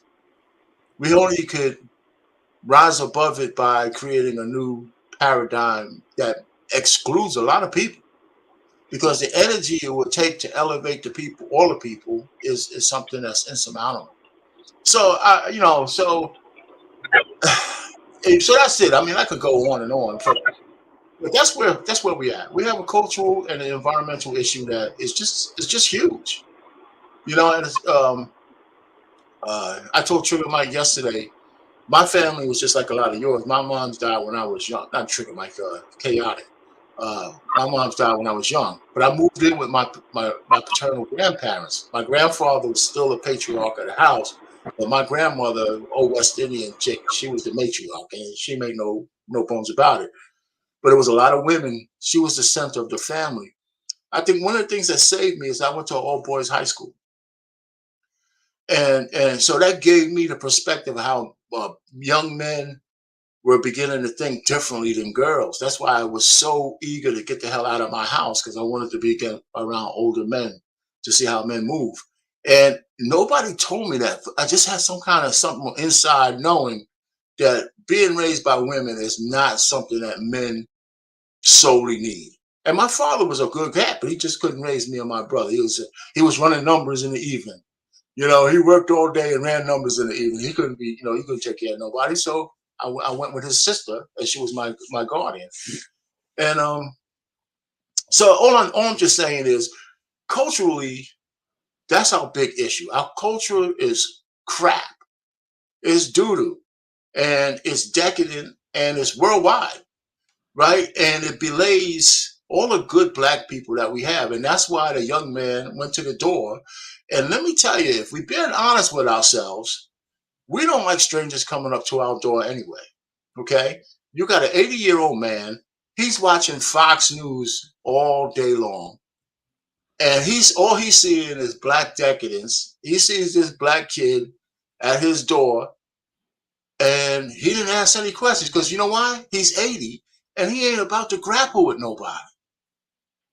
right? And he was wrong, but I'm not saying he didn't commit a crime, but I can't sit here in good faith, saying, did he just kill the guy because he was black? I mean, just shoot the guy because he was black? Yeah, he did. But of course, his whole mind was filtered that way that he was in danger. But let me also tell you this, Trigger Mike. Just a week or so ago, same situation where a white person killed a white woman and shot her friends for the same kind of issue. She went to the wrong house. It's a white woman. So people are just generally, I'm not trying to excuse this white guy, but people are just generally on edge about everybody. And we might get a little bit more because we're black. But man, the Americans are on edge about every goddamn thing. So anyway, that's it. I mean, that's a fact. If you being honest now, I don't see you can't live in a house without a doorbell camera. I don't know if anybody frequents this app called Nextdoor. And there's 6,000 homes in my community. So in the neighboring communities of this little, city, thousands and thousands of homes. Every single day, somebody's putting up a video of someone like this, of some dude coming around, literally just shaking people's doorknobs. And these dudes will walk in the house until they find a girl, a young woman, somebody alone, and so they can grape them. Like literally affluent neighborhood, just walking around. They're unwell in the daytime, just shaking on doors until they get an open door. Like every single day. So people are on edge. So that part I absolutely agree with. Let me get a John the Baptist. Let me get a oh, he frozen. Frederick, let me get a thumbs up. All right, I got you. I think John the Baptist just gave me the finger. I don't think that was a thumb, but all right. All right, fellas. I would never do the finger like that. That's all not right, me, bro. No, I saw that. Everybody else, he was like, AP, what's going on, bro? What's good? What's good? What's good? You driving again. Watch him not get to where he going during the entire stream. Watch. Don't do me like that. Don't do me like that, Trigger. That's what. I believe you called on John the Baptist first, correct? No. You were next. Okay. So y'all are probably not going to agree with me, but I just sat here and I listened to all of that. This is what I will say. Good black people, and I'm putting quotation marks around it, good black people accepted the culture, period.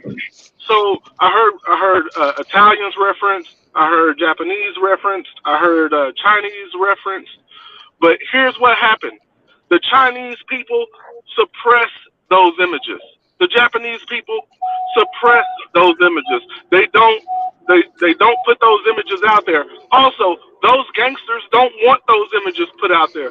For some reason, we want this crap to be the face that everybody sees. We accept it. We accept it in our music. We accept it in our movies. We accept it in our television shows.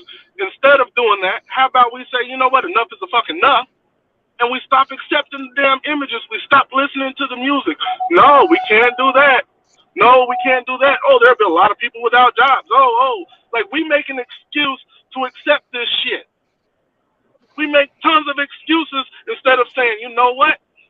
I'm not going to listen to it. I'm not going to watch it. I'm not going to accept it.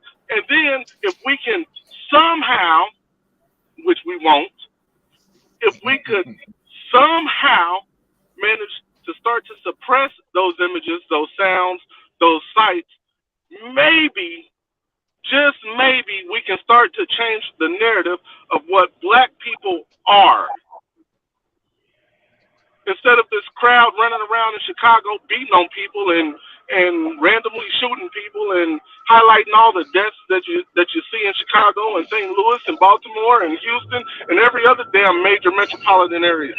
No, we celebrate that shit. We have a no snitch culture. What the hell is that? I'm telling on your ass.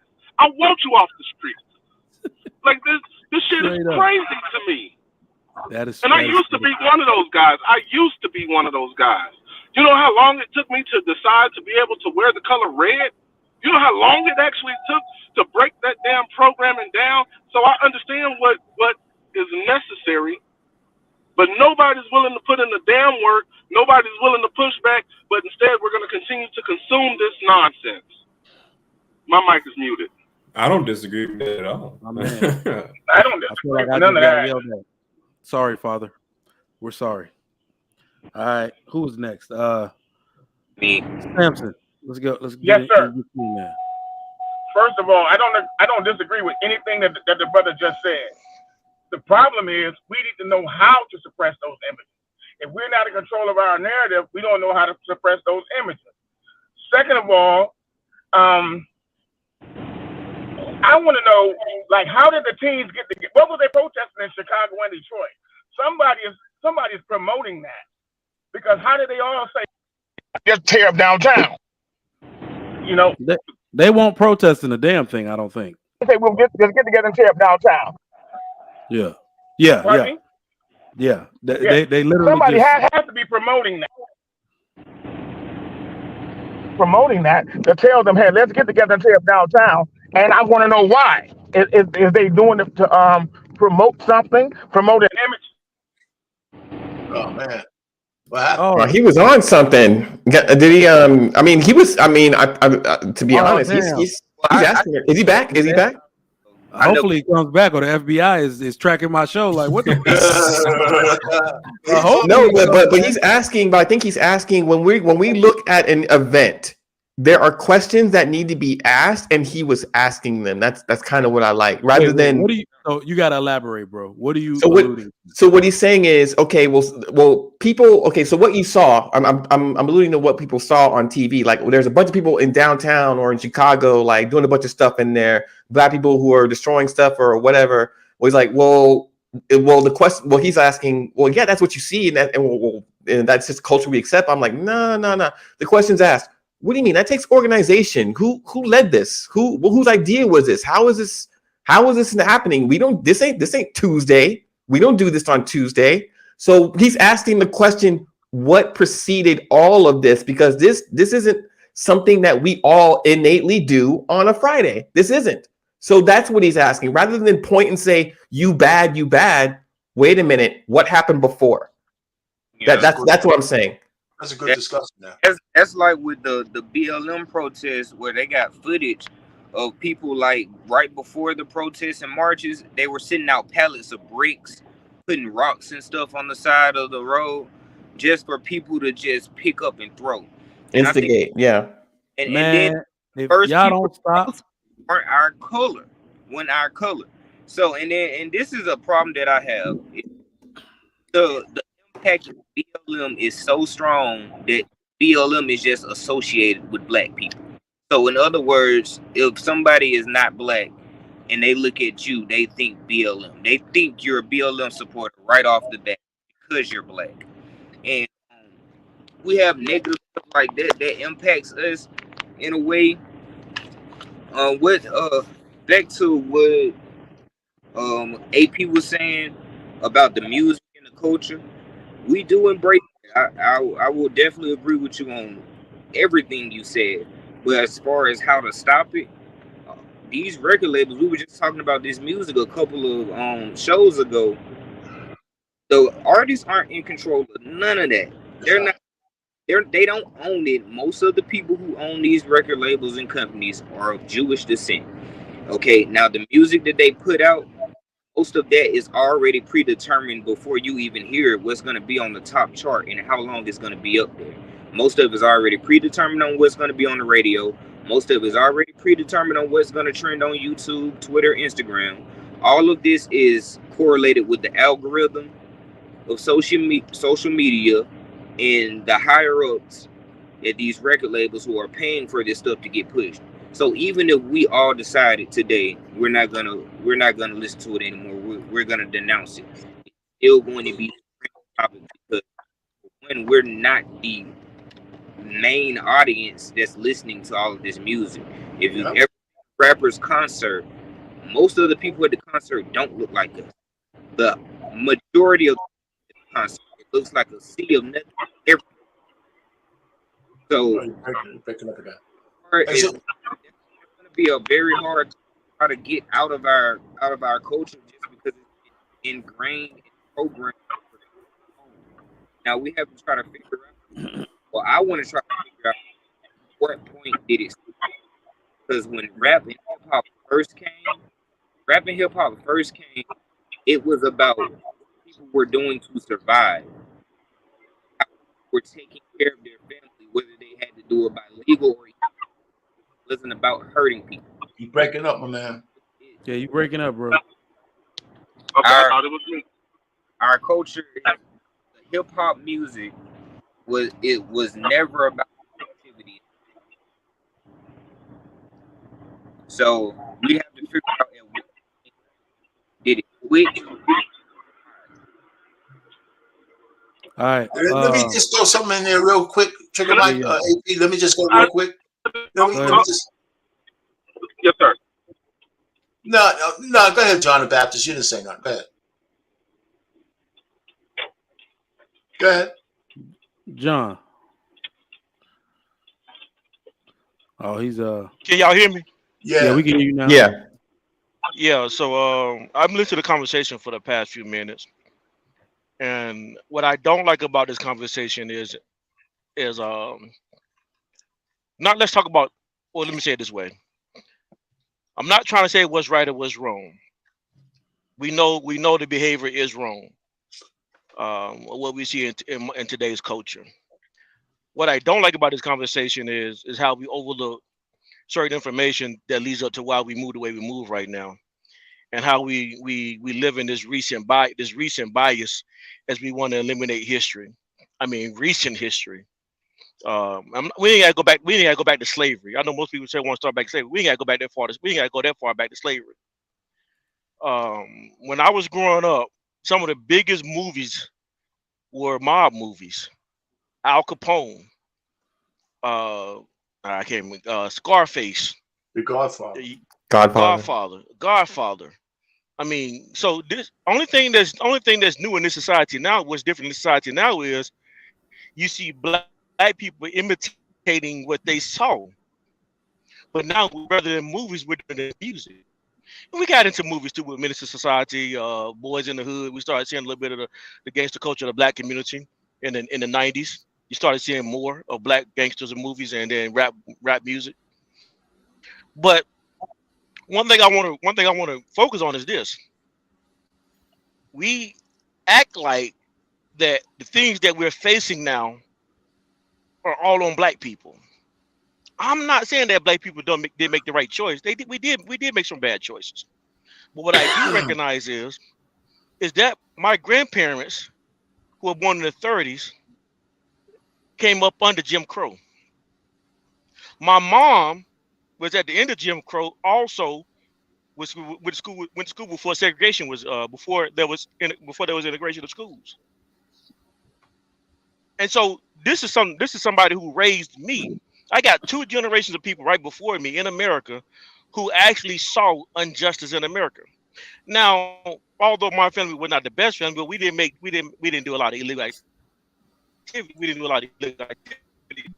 I won't get into details about that. But this stuff is real community. We actually know people in our family who lived through some of this stuff. And then if you go through the 70s, in the 60s and 70s, when they was arresting some of our black leader men who were actually trying to prevent and keep us going in the right direction, but the government threw our men in prison because they were protesting against the government. That was actually causing a danger to our community. So when we did try to do it the right way, the government fought against us. So in the 60s, I was born in the 70s. These are the men who would have been raised in me. So we can't act like this stuff doesn't affect the black community. Now, do we have to make good decisions? We do. We're not trying to justify gang violence. We're not trying to justify that. But can we stop with the bias of recent history? I mean, it's stuff that's happened in my lifetime, and I was born in the 70s. But John the Baptist, the only issue I have with your argument, your approach, is the Scarface movies and the Godfathers and the Sopranos. They only show one side of how the mafia operates mainly, which is the violent. But the violent is usually the last resort. Intimidation, respect, and boundaries are what they usually use at the forefront. It's like, hey, we own this block, we got these restaurants, your family, you stay over there. Cool, no problem. Okay, they come over here. Hey, what are you doing over here? Yeah, I'm minding my business. Hey, you know the rules. You know the rules. It's my shop. That's your shop. My daughter not coming coming on a date with your son at your Italian restaurant. No, fuck that. Excuse my language. I'm sorry. No, forget that. Like, that's not happening. So that's incomparable to the gangsters and the Bloods and the Crips who originally did start to protect the Black community. Now they've evolved into what we have now, which is degeneracy. So you can't compare. So you can't compare. Hold on. Mm-hmm. No, listen. We can't compare. We can't compare. If your argument is that the gangsters are more deadly than they was in the 30s and 40s, of course they're going to be more violent because times have evolved. Weapons have evolved. Strategies have evolved. Nothing remains the same. If you let a cancer into your no, I'm just saying that's not what I'm arguing. I'm gonna let you finish, of course. I'm arguing your example. What I'm arguing is your example is not it. You are literally comparing broccoli to an apple. I hear what you're saying. I do not think that majority of what you said is wrong, of how we can't take away the influences that hurt the Black community that weren't the Black community's fault. I'm not going to disagree with that. However, you're making a comparison of how like the Italian mob in today's world, like, and even like of yesteryear moved. They don't move how the Bloods and the Crips move. They don't act how the Rolling 60s act. They don't act how the Pioneers act. No, they don't act like that. They always move with order. Correct. They always okay, move so with the reason here's the thing. Why, do the Bloods and the Crips hold on, let me finish. Do the Bloods and the Crips have contracts with the governments? No, but the mafia does. During World War II, the mafia was hired to protect U.S. ports. In today's world, I don't see them the Crips and the Bloods being came to them like, hey, can you police the neighborhoods for us? Y'all do such an amazing job. Thank you, Nipsey Hussle. That conversation didn't happen. Nipsey. No, I get it. I get your point. So go ahead. So actually, the Bloods and the Crips, and I don't know the whole story behind this one. I heard the story, so I can't remember in complete details. Well, if you do, let me know. I want to learn. The Bloods and Crips was actually started as a peace movement. Yeah, now, I'm not sure. I'm not sure how it turned, but what I do know is this: if you're comparing, okay, I think the point I was making to this is still relevant though. What the mafia did, they was able to do because they always had the police behind them. They always had the judges behind them, so they could do illegal activity, and the law was going to be on their side. The difference in America is because they're businessmen. No, hold on. They're no, not because. Businessmen. This is what I'm telling you. No, they're white. Okay, they're businessmen. Okay, they're white. Okay. They're white businessmen. They always had the privilege in America to do business as businessmen. The problem with, and I'm not even trying to justify blacks being in gangs. I'm not even trying to justify this because it's all wrong. Mm-hmm. But what I'm saying to you, if you're gonna call it wrong, call it all wrong. Yeah. And so what I'm saying to you is what they were able to do was they were able to make business decisions with the lawyers, with the judges, with the courts, with the police officers, with the mayor. Black folks would never be able to have opportunity because they look at us as property in America. Mm-hmm. And I'm not going to disagree. So therefore, we would never have opportunity. So therefore, if you want to get into the game, I can't get into the game where they got into the game. I have to come more vicious because you're not gonna let me in. Oh, okay. I'm not even trying to justify it. I just understand it. But go ahead. And I understand what you're saying. It's just also the point is we're forgetting the history of how like those immigrant whites were treated in America. They were treated, I don't want to say just as bad as blacks, but they weren't treated the best either, even though they did look like the white people here in America. Nope, they had signs for no Irish, no Scottish. They called the Irish reverse hard N-words. Irish got pubs now. We don't. Bruh, don't eat. Bruh, but that's different. But wait.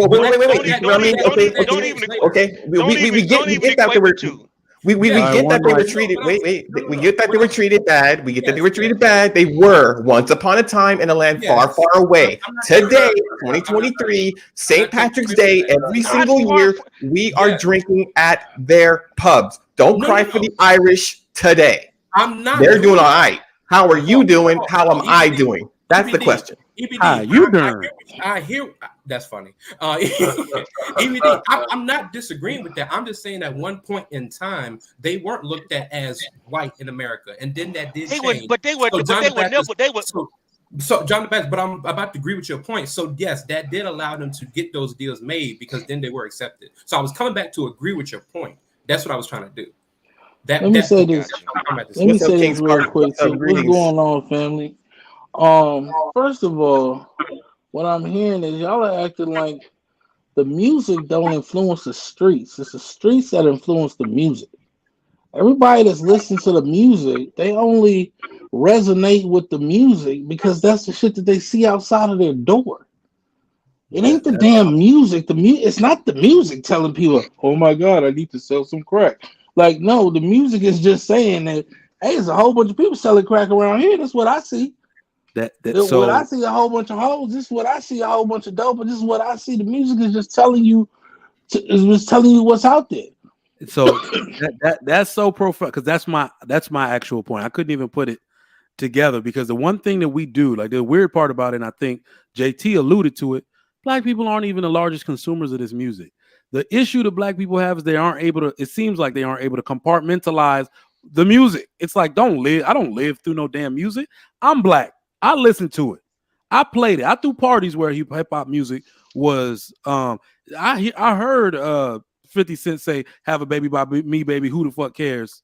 Send a check before the baby comes." I ain't sending no goddamn check. I disagree with rap music all the goddamn time. So that issue is that you don't live through this stuff, right? You don't, and we need to have the emotional maturity to say, I can compartmentalize my life because I am still an adult who police know, who a judge knows right from wrong. And I'm not going to be able to blame no rap lyrics in a courtroom, so I shouldn't let it influence my life to the point. So he's right. It is just speaking what's going on in the streets. In fact, if you want to know why I'm so adamant about raising my kids the right way, it's because I'm listening to rap. Like, damn, No, have y'all watched the TV? Have y'all watched the TV show on Hulu called Snowfall? No, but I don't watch that shit. It's on FX, but what's up with it? Snowfall. That show is so relevant to what my time period what I grew up in. You literally had cops coming into our neighborhood, knew who was selling drugs, helping you sell drugs. We didn't know the government was in on this. But now it is a known fact that the government was in on it. To what extreme they're still trying to figure out right to today. And as far as the violence, we knew local cops was involved in it, but we didn't know how far this thing went. But then we sit here 20, 30 years later, we blaming the black folks, but not realize the government brought the drugs in the first place. Yeah, that's true, and that's where the violence come in. Because if your mother was sucking dick for a crack rock in the back room, you wouldn't give a damn about shooting nobody neither when you came outside. Okay, so back to your point, Relentless and John the Baptist, like the difference between the Bloods and Crips here in America or any other gang here in America versus the Italian mob and the Yakuza and the Triad. The difference is that these underground groups have roots, and their roots start from their country. It's always been among them, and it's been among them for hundreds of years. It's evolved into something else, but there's always in a tribal community of normal people, there's always an underground doing some underground stuff, right? So when we're talking about Japanese people and Yakuza that may come here in the United States, they have a government and business foundation. They have roots to kind of spread, to other people and if they want to do business internationally, because they do business internationally with each other. Real gangsters do business. It's about business. It may not be legal, but it's still business nonetheless. When we're talking about Bloods and Crips here or gangs here, we're not talking about really a criminal organization more than a gang that's that has some organization behind it or integrated into it, because like I said, it had no roots anywhere. This isn't an African thing. It's not a Jamaican thing, right? We had to reinvent ourselves in a country where we were robbed of everything, including identity. So we had to invent a way to survive. And these mechanisms, we call them gangs and thugs or whatever, but it's really just no different than any other culture across the planet. And EBD, thank you for your response. I appreciate your response. But what I'm saying is I'm not trying to take away and put all blame on the black thugs and make like Scarface inspired mafia, like Lucky Luciano, Al Capone, all of them. I'm not trying to make them look like good people. No, I'm just saying they did it differently. That's all I'm saying. I'm saying they just did it, and that's why I agree with John the Baptist. That's what I'm just saying. And they could afford it. And they could afford to do it different. We could. I'm not even. Hold on. And I want to make something clear before y'all go. I'm not even trying to justify what's being done. I'm not trying to justify. I'm not trying to say it's right. I'm just saying I understand that if you look at all the facts and history, how things play out. You know what's funny is that y'all sound kind of ignorant talking about everything is the Bloods and the Crips and all this nonsense. Okay, it's a whole bunch of black dudes, so-called gangsters, doing gangster stuff and under the radar that ain't out here flagging colors and doing that and doing a whole lot of good business. And there's a whole lot of alliances here in the streets among black men that people ain't getting killed with. King Spark, you're talking about something totally different than the subject matter right now. No, it's not. Yeah. No, it's No, not. I'm not. How am I King talking about Spark, like, something different? No, it's not. So maybe I understood. Maybe I misunderstood what you were saying then. Because what I heard you saying is you're saying that I'm not disagreeing. If you are saying this, I don't disagree that there are a lot of black men who are out there doing good positive stuff. That's the point that you're making, right? That's the point you make, King Spark. I can't hear you. Go ahead, say it again. It's the point you're making. There are a lot of good black men out here doing good stuff, making good business moves. The point I'm making, I apologize. It's a lot of gangster black men out here moving in the same gangster codes with the same business ethics and the same business savvy that the mob is moving in that y'all don't know nothing about because you ain't supposed to know nothing about it. Everybody ain't no blood or no crip or no. Rich in there. But no one said everyone was a blood. No one said that.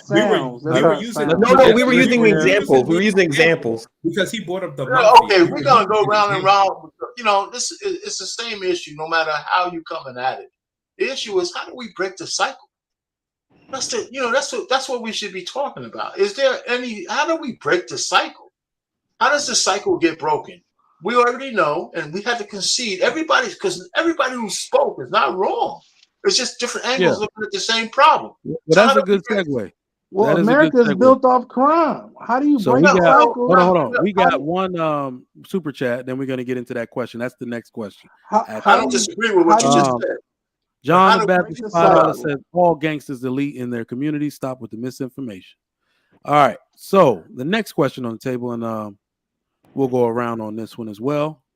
How do law-abiding black people improve their image globally? Because it's ruined globally. This news goes around the world. And I don't know, like for some reason, I think Americans think black people's bullshit exists in a vacuum and everybody else is just gingerly moving along. They all see this disarray as well. All right. And how do you improve your image globally to reduce prejudice against us? That's really the question. We'll start with go ahead. Wait, who we started with? Well, I got to answer real quick. I would say these platforms just like this, right? Because ain't none of us on these platforms day in and day out gang banging or breaking the law or hitting nobody over the head or doing none of that nonsense. Right? Hey, you don't know what I'm doing. I know you gonna go pick your son up from school a little bit. That's what you gonna go do. I'm over here, cut. Hey, what you? So I just think just the promotion of these spaces and these platforms. Obviously, we all ain't crazy if we get on here to talk sense to each other or try to talk some sense to each other day in and day out. The world should take note of that. Mike, hit your LA accent. Oh, my college roommate was from LA, so yeah, I could actually do it. You a mark ass buster. You mark ass, yo. You feel like dude was funny, man. Dude was funny. Mine was from Nigeria, so completely different. You missing about 6 N-words in between that for LA talk. More ass, nigga ass, busty ass, nigga ass, motherfucker. Who you got up next, Mike? Trigger Mike, who you got up next? Or can I just go ahead and jump in here? Free for all. Go ahead, jump in, bro. Okay, so I heard a lot of stuff in the last segment that I just completely disagree with. I believe that we control our own narrative. We are what the black dollar here in America is what the ninth largest, 10th largest economy in the world. Am I It is. correct on that? That is true. So That was the so eighth. wait a minute. So we talked about how we're not the largest consumers of the music, but I beg to differ. When I go around town, all I hear is don't nigga what boom boom boom fuck this bitch pop it bitch, and I don't live around a whole bunch of white folks. That's us. So my thought is stop putting our dollar behind shit that does not promote us in a positive way. It is a very simple thing, and you know what will happen? I'll go ahead and tell you what would happen. Those people that are in control, because it's not us, the people that are in control of the distribution, the people that are in control of the music that goes out will change the algorithm to fit what we will purchase. They will change the kind of movies that are made. Like, and I'm gonna give an example of one that's happening real time. Disney has fumbled the bag with going with this LG, the alphabet uh, direction, and these women leads in movies, and they're losing a lot of money. They are in the process of actually changing that as we speak.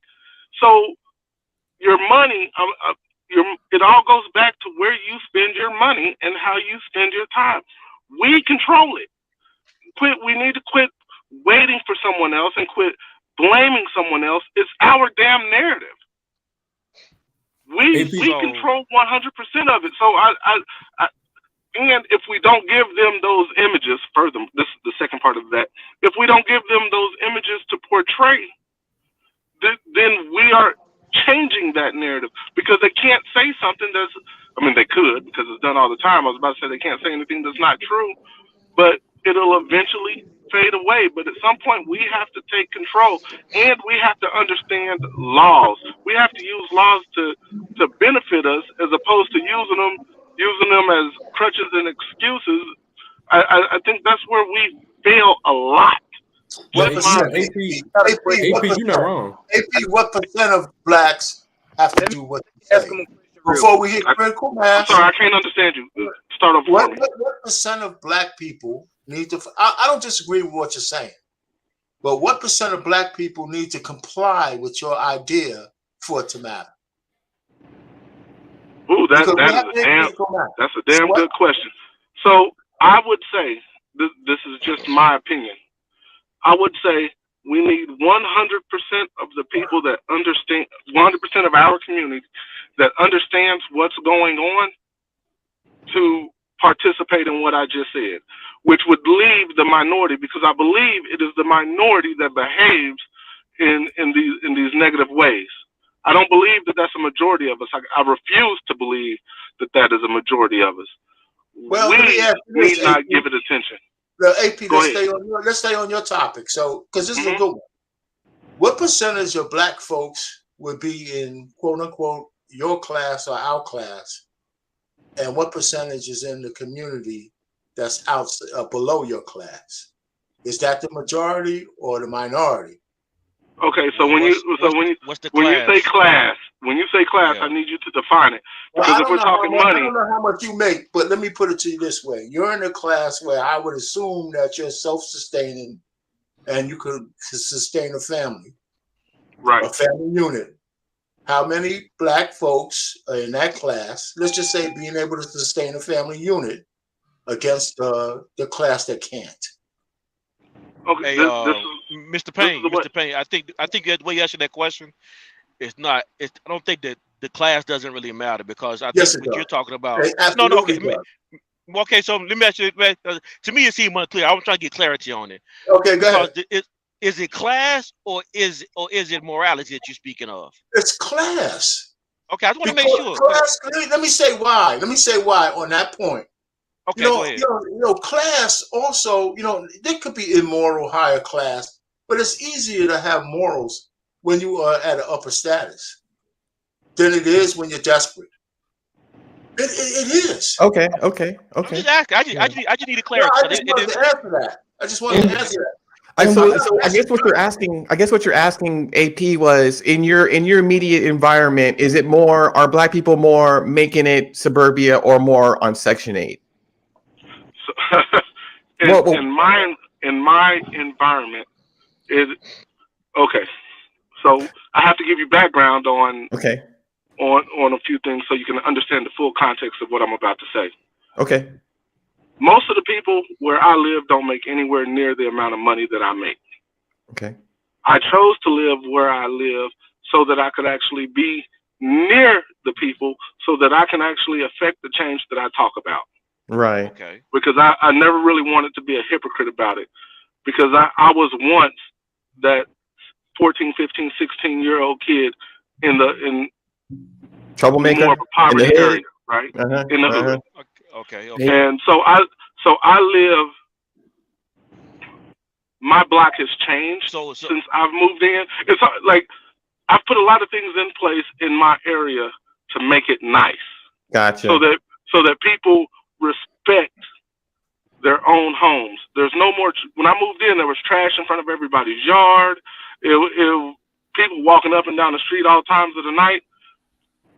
There are now things in place where that doesn't happen. And no, I didn't get the law involved. All I did was get the neighbors involved. Okay. And so what you did was in your community, rather focus on the justice system and socioeconomics, you worked on building values and morals inside the community. Yes. And you changed your environment instead of your environment changing you. And if I'm to be That's what correct, it sounds like. AP. So if I'm hearing you correctly, you decided to live by niggas on purpose. Is that what you said? Is that what I'm hearing right now? I decided to not live in where everybody from my work lives. I decided to live in a lowered income area to see if I can be the example, if I can make change. I was more than willing to move away. He's trolling you. He's trolling you. He's trolling you. I got a question for the panel, though. No, I was willing. Let me answer the question I was going to ask him. So you said that we need to change the degenerate behavior that's going on now, and I'm asking you, how can we change that behavior incentivized? I'm sorry, you cut out. You were cutting out, bro. Wait. How do you change the behavior, the degenerate behavior, when it's being incentivized? That's what he said. Incentivized by whom? Incentivized and monetized. It's not. I mean, who is incentivizing it? Because what I know, just like I was just talking, what I know is the people in the neighborhood, if they could learn a different way and understand a different way, take pride in who they are, take pride in their property, take pride in where they live, whether they're renting or owning or whatever their case is, that itself is incentive for them to keep it up. Like, what happened was, I'm just going to tell you, and this was before I moved my kids here, there were streetwalkers in this neighborhood. There aren't anymore. There was drugs in this neighborhood. There aren't anymore. Why? Because we shunned them. There weren't any trash cans up and down the street. I went out and bought trash cans and lined them up and down the street. I did that. And then I went door knocking. Hey, can you just make sure all the trash ends up in the trash can? I'll pay for the extra day for the city to come and take this trash out. And then suddenly, yards started getting mowed. And then suddenly, you stopped seeing 15 cars at one house. Suddenly, we stopped hearing gunshots. I haven't actually heard a gunshot in my neighborhood in probably 3 years, maybe 4 years, something like that. It's about instilling that value in them Because what the next phase of this is AP. white people coming in AP. and taking over your neighborhood, gentrifying it, pushing you out. Is that what, like, and we complain about that. And the reason I don't complain is because I know we control it. Let me ask y'all a question, we though, choose not AP. to. So I don't Hold on, understand. AP. What community you live in? AP, what community do you live in? Where you live at? Where you from? Where you live at? Right, I'm not where I'm from. You mean where I live? It's two different animals. Hold on. I don't want you to tell me. I don't want you to like give up your personal information. Mm-hmm. But I guess how can I ask this question then? Because I would like to actually see what you did and see how I can help out. Right. You want to see the you want to know what the transformation story is of what he's talking about to at least do research or something. Y'all need to hold the justice system accountable. The justice system is driving the crime. The issue with showing you is you get to see the transformation. You don't get the opportunity to see how it was. What I could do is I could probably drive down some streets that kind of resembled the way it was, and then drive down my street to show you what it would look like, or what it looks like as in comparison. But like, there's no way for me to show you, and I'm gonna tell you. Are you from the? I thought I heard you say before you from the Queen City. You from the Queen City? No, I'm not from Charlotte. Technically I work in Charlotte, but I don't like.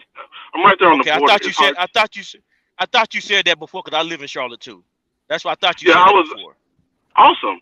So I work. You know where the Belk Home office is, right?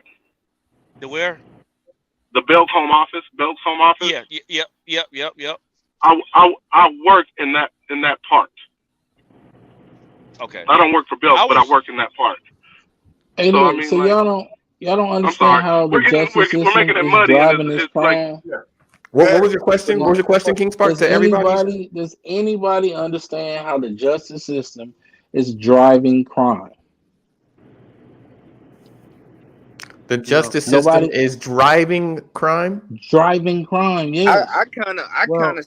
Okay. I think because I look, let me tell you how. Right. Let me tell you how. Right. Well, let me take a guess before you do. Go ahead. So, go ahead. When I went to Italy, I referred to this, and I tell you I like to jump into people's culture. That was the first time I had traveled in a long time, actually, for my honeymoon. So I was just asking regular questions. I don't like those tours where they try to give you all the touristy stuff. I was like, lady, how many people go to jail around here? I was asking crazy stuff to the lady, and so we just start chopping up stuff. Oh, in fact, something had happened, and I was like, damn, he going to jail. And she looked at me, was like, jail? And I was like, what? You don't go to jail for that? This lady said, you damn near got to kill somebody to go to jail around here. And it seemed like everything she was telling me was to combat something she knew America does wrong. Wow. The way she was saying it, it was just like, why would you remove a taxpayer to then put them in jail so taxpayers could pay for it? She was just hitting it up. She said, no, you don't. She's like, if you put people in jail for petty things, the repercussions of that for the family that person created is resounding. It's resounding. You do worse things by putting people in jail. You don't fix communities by putting. And not only that, Mike. It's the fact that once you put somebody in jail, then you label them a criminal. Okay, so even if you were smoking crack and you went to jail for 6 months, right, and you got yourself all cleaned up, and you came out and said, I don't want to deal and smoke crack and deal with that shit no more. When you go down there to get a job, they put a stamp on your head that says criminal. So now you can't get the job. So then what the hell you think you about to go back and do? You're about to go right back into the same situation. Yeah, and that's for everybody on all levels. So that's why they're driving. Wait a minute. Wait. Back into your neighborhoods. Unless you fight to change the laws, listen. Unless you fight to change the laws, especially like for crimes, I'll let you know I'm a felon. You know what I'm a felon for? Selling some goddamn CDs and movies. I'm a felon. Damn. Where's the West? You was the hookup man. Damn. Where's the West? I'm a felon behind CDs and movies, right? Damn. So boom, he was in the barbershop hustling all Bruh. day. I All love day. the second Hulk, bro. I got that from But a hustle man. check You know this what I'm out saying? though. Hey, But you You know? force I back got the the Avengers from the hustle hustle, man. 3 times. 3 times I went to prison for the same thing. Because when I came home, no matter how well I articulated myself, no matter how well I interviewed, right? Once they ran the background check, it was a wrap. It was like, sorry. I had resentment letters all over the table. So if you can't get a job, then you can't participate.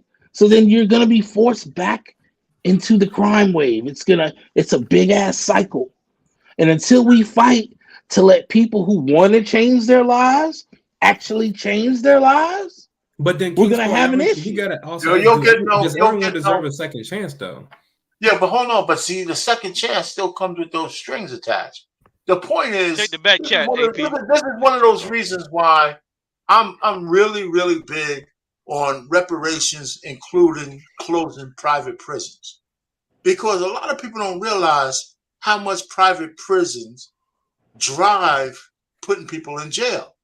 Because there's some secret stuff that's saying that the government actually has to give a certain amount of chattel to these private prisons so they can make money. Right? And that ties to the loophole in the 13th Amendment, which extends slavery.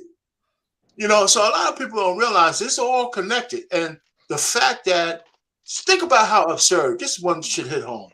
How absurd it is for a person who's behind on child support to go to prison. Not only can't he not pay, then they roll up the numbers that he owes for the length of time he's in prison. Now he can't get a job, right? So again, when you think about it, it costs more money to house a person in prison than it is for them to be productive. So we got these systems that are in place on purpose to do these kind of things, and it's aimed mostly at Black and lower class people. Yeah. So King Spark is right. Now, AP just told us something that should be shouted more. Matter of fact, he's been on these things a lot. We should have known about that maybe eight damn things ago. What he did. That's admirable. Yeah. And it works the other way around too. It works backwards too, because in California, they have it set up to where if you steal a certain amount of items out of a store or commit certain crimes, you go to jail for 1 day and they let you right back out. So what that ends up putting in people's minds is, well, I got a limit. If I can steal up to $1,999 worth of stuff, I'll only go to jail for 1 day. So now you have people that are pushing that limit. They're going to liquor stores and all these other places, and they're actually doing the math in their head on where they need to stop stealing. So if they do get caught, they only get 1 day. It only happens with Democratic leaders. That's not happening in places where the Republicans are. Hell no. That's not true. That's not true. Theft and crime happens everywhere. It doesn't matter who's governor. When they go raid, it doesn't happen who's governor. Yeah. Shootings. Okay. If you're gonna say wait. What, like when you're saying mayors? Okay, yeah, theft too. What, that never happens in a Republican-led mayor or governor? Crime happens in every state. It happens in every single state. It happens in every single. There is no island, even Hawaii. Even Hawaii has crime. Even Hawaii has crime. What states are they closing the Walmarts? I didn't say no crime. You guys just going to. You just said no crime. This doesn't happen in Republicans. You just said that. That's not what he meant. That's not what he meant. Yeah, they know that. Listen, when we see guys raiding the stores with no reprisals, that's not happening. Is that happening in Florida? What does that have to do with politics? It's all politics. What does crime have to do with politics? It's all politics. Well, it's kind of all correlated if we think about it, man. It's kind of correlated. So the people who broke the law. So the people who broke the law, should we really care who they voted for? It's not who they voted for. Wait a minute. I'm asking if wait. Stop. You just said wait. Let me just 2 seconds. You just said Democrat-led governors or whatever cities have all the crime and all they have all the crime and all the problem, and in Republican-led governors or whatever, it doesn't happen. And then I said, what does politics have to do with crime? Trigger Mike said it's all correlated. So this is the follow-up. Does the criminal who broke the crime and wherever they're at, does their politics matter? Well, that's your question. It's not mine. That's what I'm asking you. Does it matter? I don't care what their politics are. If all Republicans stole and ran these cities, does that change your opinion? You gotta let somebody say something, brother. I'll let you say what you're saying. That's the question. It doesn't matter what the criminal's politics are. He's taking advantage of the pennies he gets in those places that allows you to go to a Walmart and take off all the shit from the shelves with no reprisal, or go to that's why they're closing the Walmarts in all the Democratic states. Because they're getting robbed. Okay. Chicago's closing 4 Walmarts with the what the hell is the LBGYN chick, and then now they got another Zozo coming in. And are they doing that in Florida? You're talking about the shooting? Wait, let me finish. Which Walmart in Florida is being ransacked like they're doing in Chicago? Tell me. Which Walmart in California is decadence all over the place with Branson Newman, whatever that slick-haired bastard is, and all these other kind of guys. And tell me in the Republican states where they're just ransacking stores without reprisal. Tell me. Without reprisal. And I'm not I don't care about the Republicans that much. I'm just saying that lawlessness is almost synonymous with democratically run government. Well, this is my thing. Well, oh no, I wasn't following up what you were saying. I was on you. I hear what you're saying. Go ahead. And everything's kind of political based on because the politics run what kind of crime and what kind of crime prevention you're going to do. Well, right? And so that's simply with it. I don't care what the criminals vote for. Who knows if they can vote or not? I don't care. They're criminal. Well, I wasn't going to refer to that for the conversation, but I'm going to the point of what we was talking about because I was going to follow up with what AP was talking about, and my point is like elevate. Is can y'all hear me? Yeah, go ahead. Oh, okay. Okay, it was something that JT said earlier when it was him, myself, and Trick and Mike. Influence. Influence is powerful. And when it's talking about, the regular, degular, average Joe, like black person, our influence in our culture is predicated on swag, style.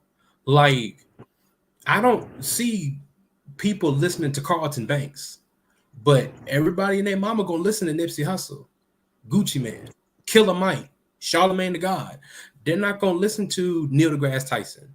They're not gonna listen to the black dude who runs the high school, who's the principal or superintendent.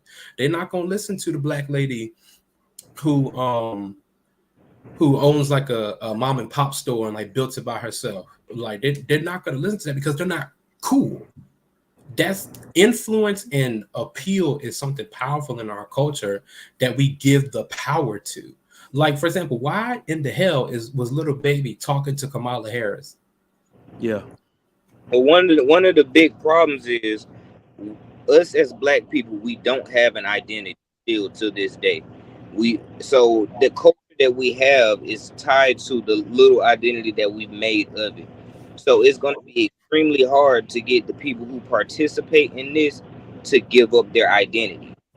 So for us, the people who don't have anything to do with that, the regular 9-to-5 citizen, the regular person who works, they're not trying to hear what we got to say. And to be honest, I don't think it's nothing that we can do that's going to change.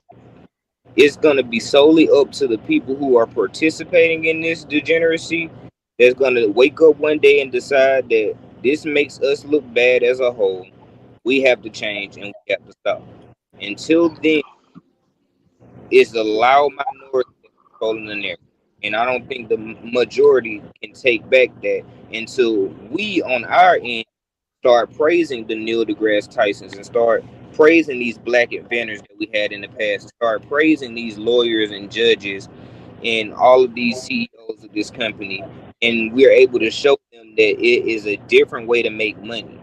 It's a better way to make money and a safer way to make money.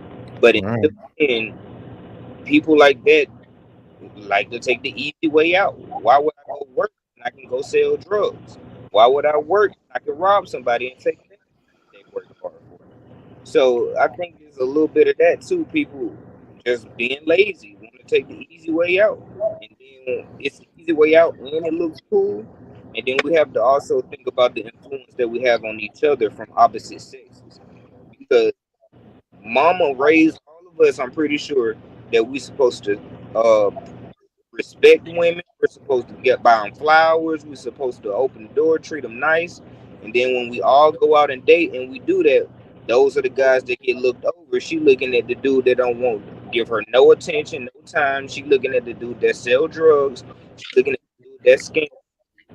So what do a lot of dudes do? Go back to influence. A lot of guys fall victim to that over a piece of ass. So a lot of guys that out there doing this stuff ain't really like that in the street. That's why these babies getting killed, because they out here shooting and never shot a gun a day before in their life until they wanted to shoot at this man. So we have to think about that influence that we have on each other, because on the other side, the men ain't there to protect the women. So that's what causes a lot of the women to be violent. Because a lot of the women feel like they have to be their own man, because there's not a father there to have their back. There's not a brother there to have their back. And so what they end up doing is they overcompensate, because they don't know how to be a man. They don't know that how to narrate that trait of violence and when not. So we both affect each other in a negative way as our own race when it comes to that. Yeah, well, I think when it comes to, I think to your point, when we're talking about upbringing, right? All of us probably have been, by women or mothers. I think the big gap is men, black men, and successful. I think the gap that I never saw was a successful black man wearing a suit every day, working for a corporate or small business job that he either owns or is a higher executive of. I never had proximity to that before. I am that guy now, but I never saw that coming up. My mom never told me about it. My sister never told me about it. Nobody ever told me about it. I had my dad too, spending summers with him. But there is no the greatest inspiration and influence one can have on a child is a child can see himself reflected in so many different ways. So when we talk about like white boys when they're little, they see themselves as hockey players, baseball, senators, lawyers, doctors, da-da-da-da-da-da. That's the narrative they get to see on TV, radio, news, newspapers, internet all day long. We do not. If we had that, if this was our culture, if our culture could be, if we had quote unquote total control, as anyone would claim, over our own image, we would be showing the best of ourselves too. And when we do, it's usually either belittled or denigrated by a major class of society that doesn't really value us until we value ourselves. When we start value, what's up? I got a question, but please finish. Please finish. No. Oh, what I was saying is, in order to change it, right, from now into the future, like talking about our images and stuff. Like, yeah, we had a 90s, 2000s where it's gangster rap and things like that. But now we're coming into an era of YouTube and these spaces where you are finding more successful black men on panels talking about how to solve problems in society. So I think this is when we're talking about how are we going to change it and influence the younger generation coming up. I think it's these spaces like this, because these are the only platforms where we actually control 100% the narrative. We don't have our own station. Nobody here is Oprah or Tyler Perry. These two people can put out whatever they choose to and have the money and the systemic wherewithal to do so without answering to anybody. They don't own their own stations. Oprah owns own. Oprah doesn't own. Discovery owns own. A white man owns BET. That's why Tyler Perry's trying to buy it, but that'll be a major move if Tyler Perry owns his own property. Yeah, that's about it. He doesn't even own Tyler Perry Studios. Partially. He does. I think Well, his that's what I'm saying. He shoots studios as well. I don't think Oprah owns her own studio, right? But I thought she owned her own channel. She has her own network, but it's through Discovery.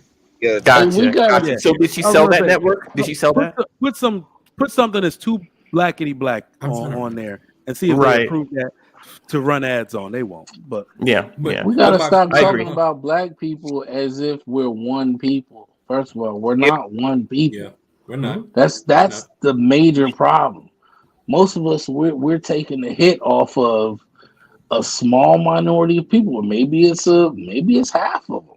But whatever it is, we need to shun them just like white people shun white trash. Are you talking about who are you talking about? Black people need to shun ERs the way white people shun white trash. I'm down for that. I'm down for And that. King Spark, does that include not using it all the time ourselves? Does that include regular so-called good black people to stop using the ER word? I mean, that's my thing. I let me just finish. I generally don't call black people, no matter what's their stratosphere is, ERs. I just kind of stop using it, period. Yeah. That's just me. I mean, but I'm not you know gonna what? put that on anybody else. I will say. but we need to make a distinction, though. I will say we need to make a distinction. One of the things we got to stop doing, especially, is we can't police speech. Nobody has ever done it, unless we're going to turn into communist China or I'm not talking about authoritarian Russia. Like, we have bigger problems than speech. I'd rather do actions, right? I'm not trying to police anybody's speech. You want to say the N-word, say the N-word. Like, I really don't care at this point. I'm more motivated by your moral compass. Are you down to create families? Are we down to create communities where people are married, where children focus on education, where we appropriately handle our boys as the leaders of the community? Like, that's all I really care about. I'm not. And I can call a general every so often. I can call a general about that over a cocktail. I mean, listen. I hear you. I'm not talking about policing speech. Everything I'm saying is voluntary. I don't do it because of police action. If I don't call people the N-word, it's because I choose not to. So it's not policing. I'm saying, aren't we a reflection of our actions? And some of it is cognitive dissonance, right? How are we going to sit down here and be so upset over people using the word when we use it so much ourselves? I mean, there's no distance. I mean, because a guy's skin tone is white or Spanish. I mean, I'm not saying. Listen, I'm not making. Listen, we don't have to go down that thing. It's just something food for thought. Pain. Look at this though. Right? You got sisters and brothers, right? Yes, I do. Okay.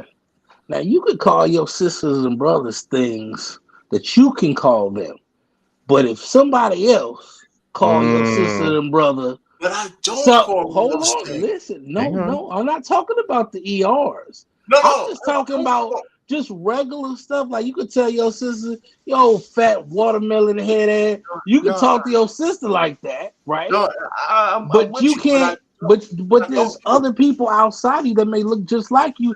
Can't talk to your sister like that. We have boundaries.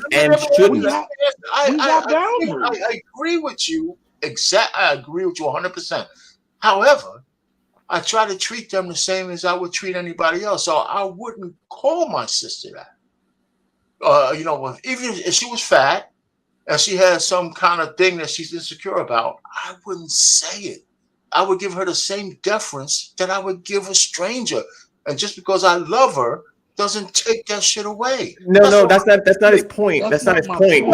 King Spark, your point is there are things and embarrassing nicknames or whatever that we all have growing up with family that they call us, we call them and they call us, right? It doesn't have to be like King Spark just used an example, like big head, yo fat ass.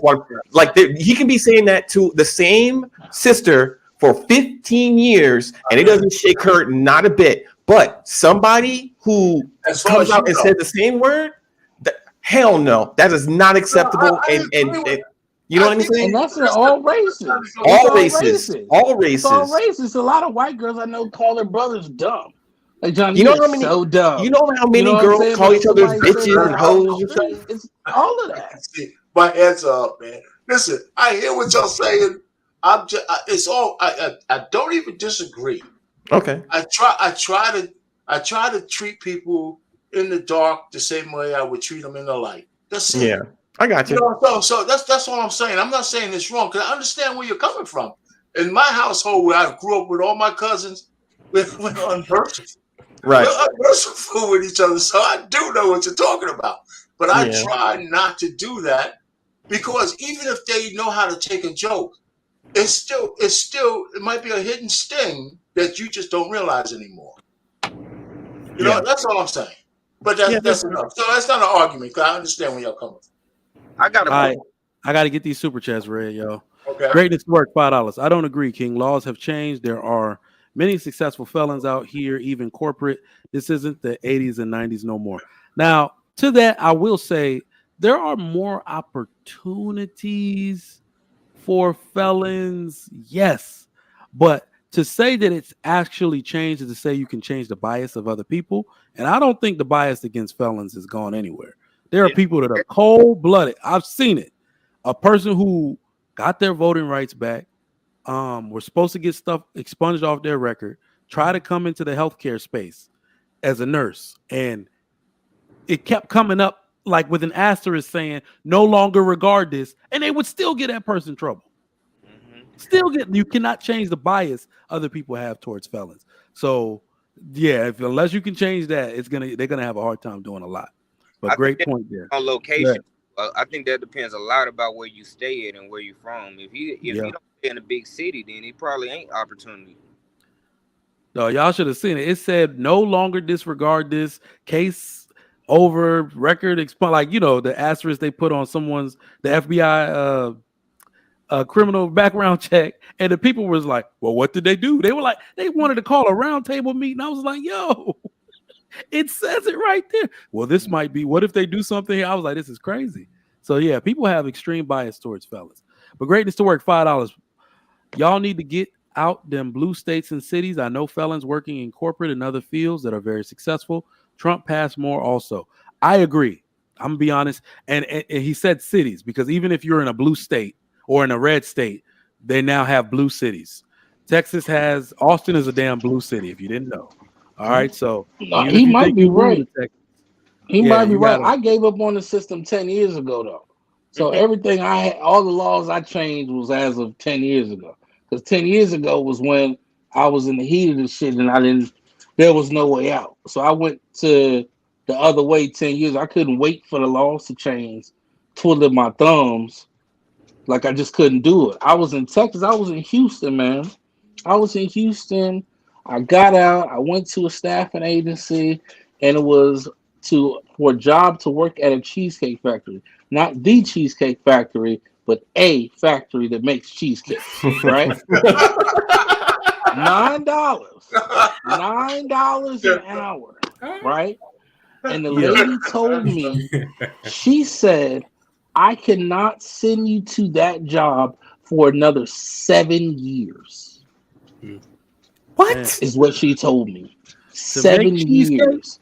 Bro. To make a damn cheesecake for $9 an hour. Dude. When they was afraid I was going to push somebody in the vat. No. Drown. They thought you were going to stick your dick in it. Let's be real. They thought you were going to spill the sugar. They thought you were going to, they thought that chick, they thought you were going to decorate that cake with just a little bit too much frosting. The sugar, that's what they thought. Yeah. Gary Grant. That's what they thought. There is no us as black people. It is a social construct. We all have family members we do not get along with. Keep up the good work, Trigger Mike. We appreciate the support. Thank y'all for coming through to the Trigger Mike show today. I got to get out of here. So we're going to skip final thoughts, man. I want to thank Relentless. You got an individual platform, bro? You want to shout out?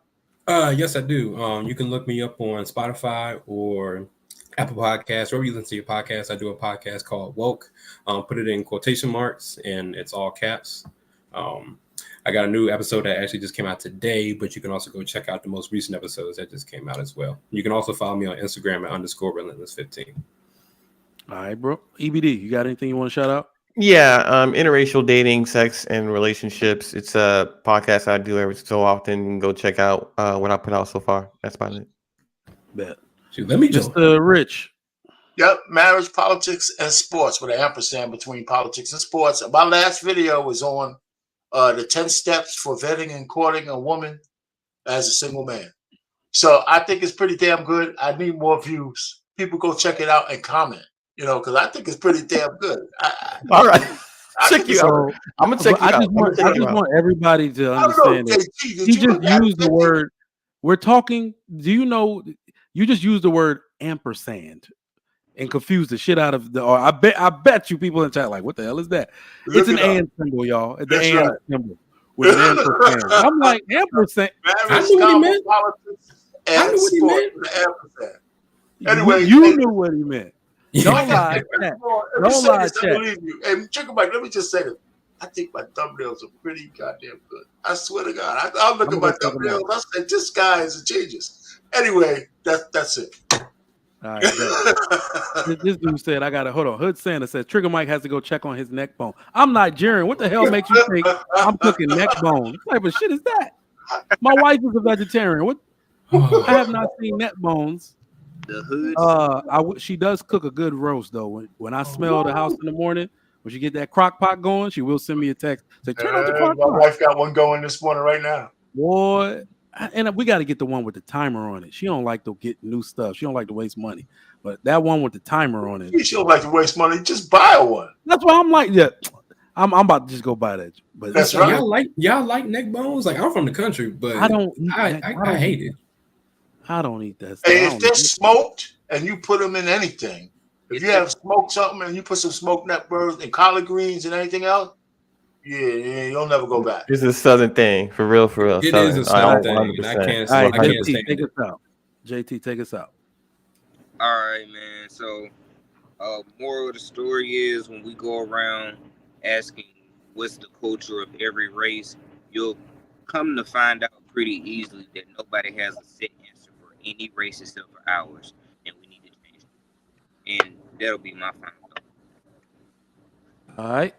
I appreciate everybody for coming up today, man. I'll see y'all tomorrow for Trigger Mike Fridays. You know we're gonna be lit. We're gonna get.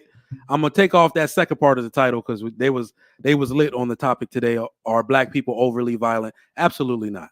I think the panel made a good case that no, we are not inherently violent. We're not overly violent. We are just suffering from environmental factors, but it is your choice to participate or not. I am here to make space and make a good case for law-abiding black citizens. I believe that we should no longer have to suffer and experience prejudice because of the behaviors of some black people. All right. So the best you can do, my answer to this question, are black people overly violent, is no. If you give a black child, a black boy specifically, the same outcomes, if you give him the same family, he does the same or better than his peers. So that is what we need to do. We need to section ourselves off from the people who don't want to listen and create families so our kids don't have to go through this mess. It's time to stop the cycle, y'all. We are a solution-oriented show, despite the debauchery you may see. Please follow all of my panelists on their individual platforms. Also, give me a follow at youtube.com/@TriggerMikeShow. All right. Or just type Trigger Mike Show into the search box and scroll down till you see my picture. I'd appreciate that. I got a new clip for you from last night's King Talk. Also, make sure you like and subscribe to this video before you leave, and also the Lapeef Network. We appreciate y'all for coming through. We got 137 likes. That's so disrespectful. Get those up to 200 right now. I need 200 likes in the chat right now. She says, yummy. Yes, my wife can make alfredo, but she can make it vegetarian style. So, you're supposed to cook some of that stock and stuff and, goat stock, chicken stock. Nope, a vegetarian. It's bomb too. It is bomb. But I appreciate y'all for coming through to the Trigger Mike Show today. We will be back tomorrow with another hot topic on Trigger Mike Fridays. I'm out, y'all. Catch y'all later.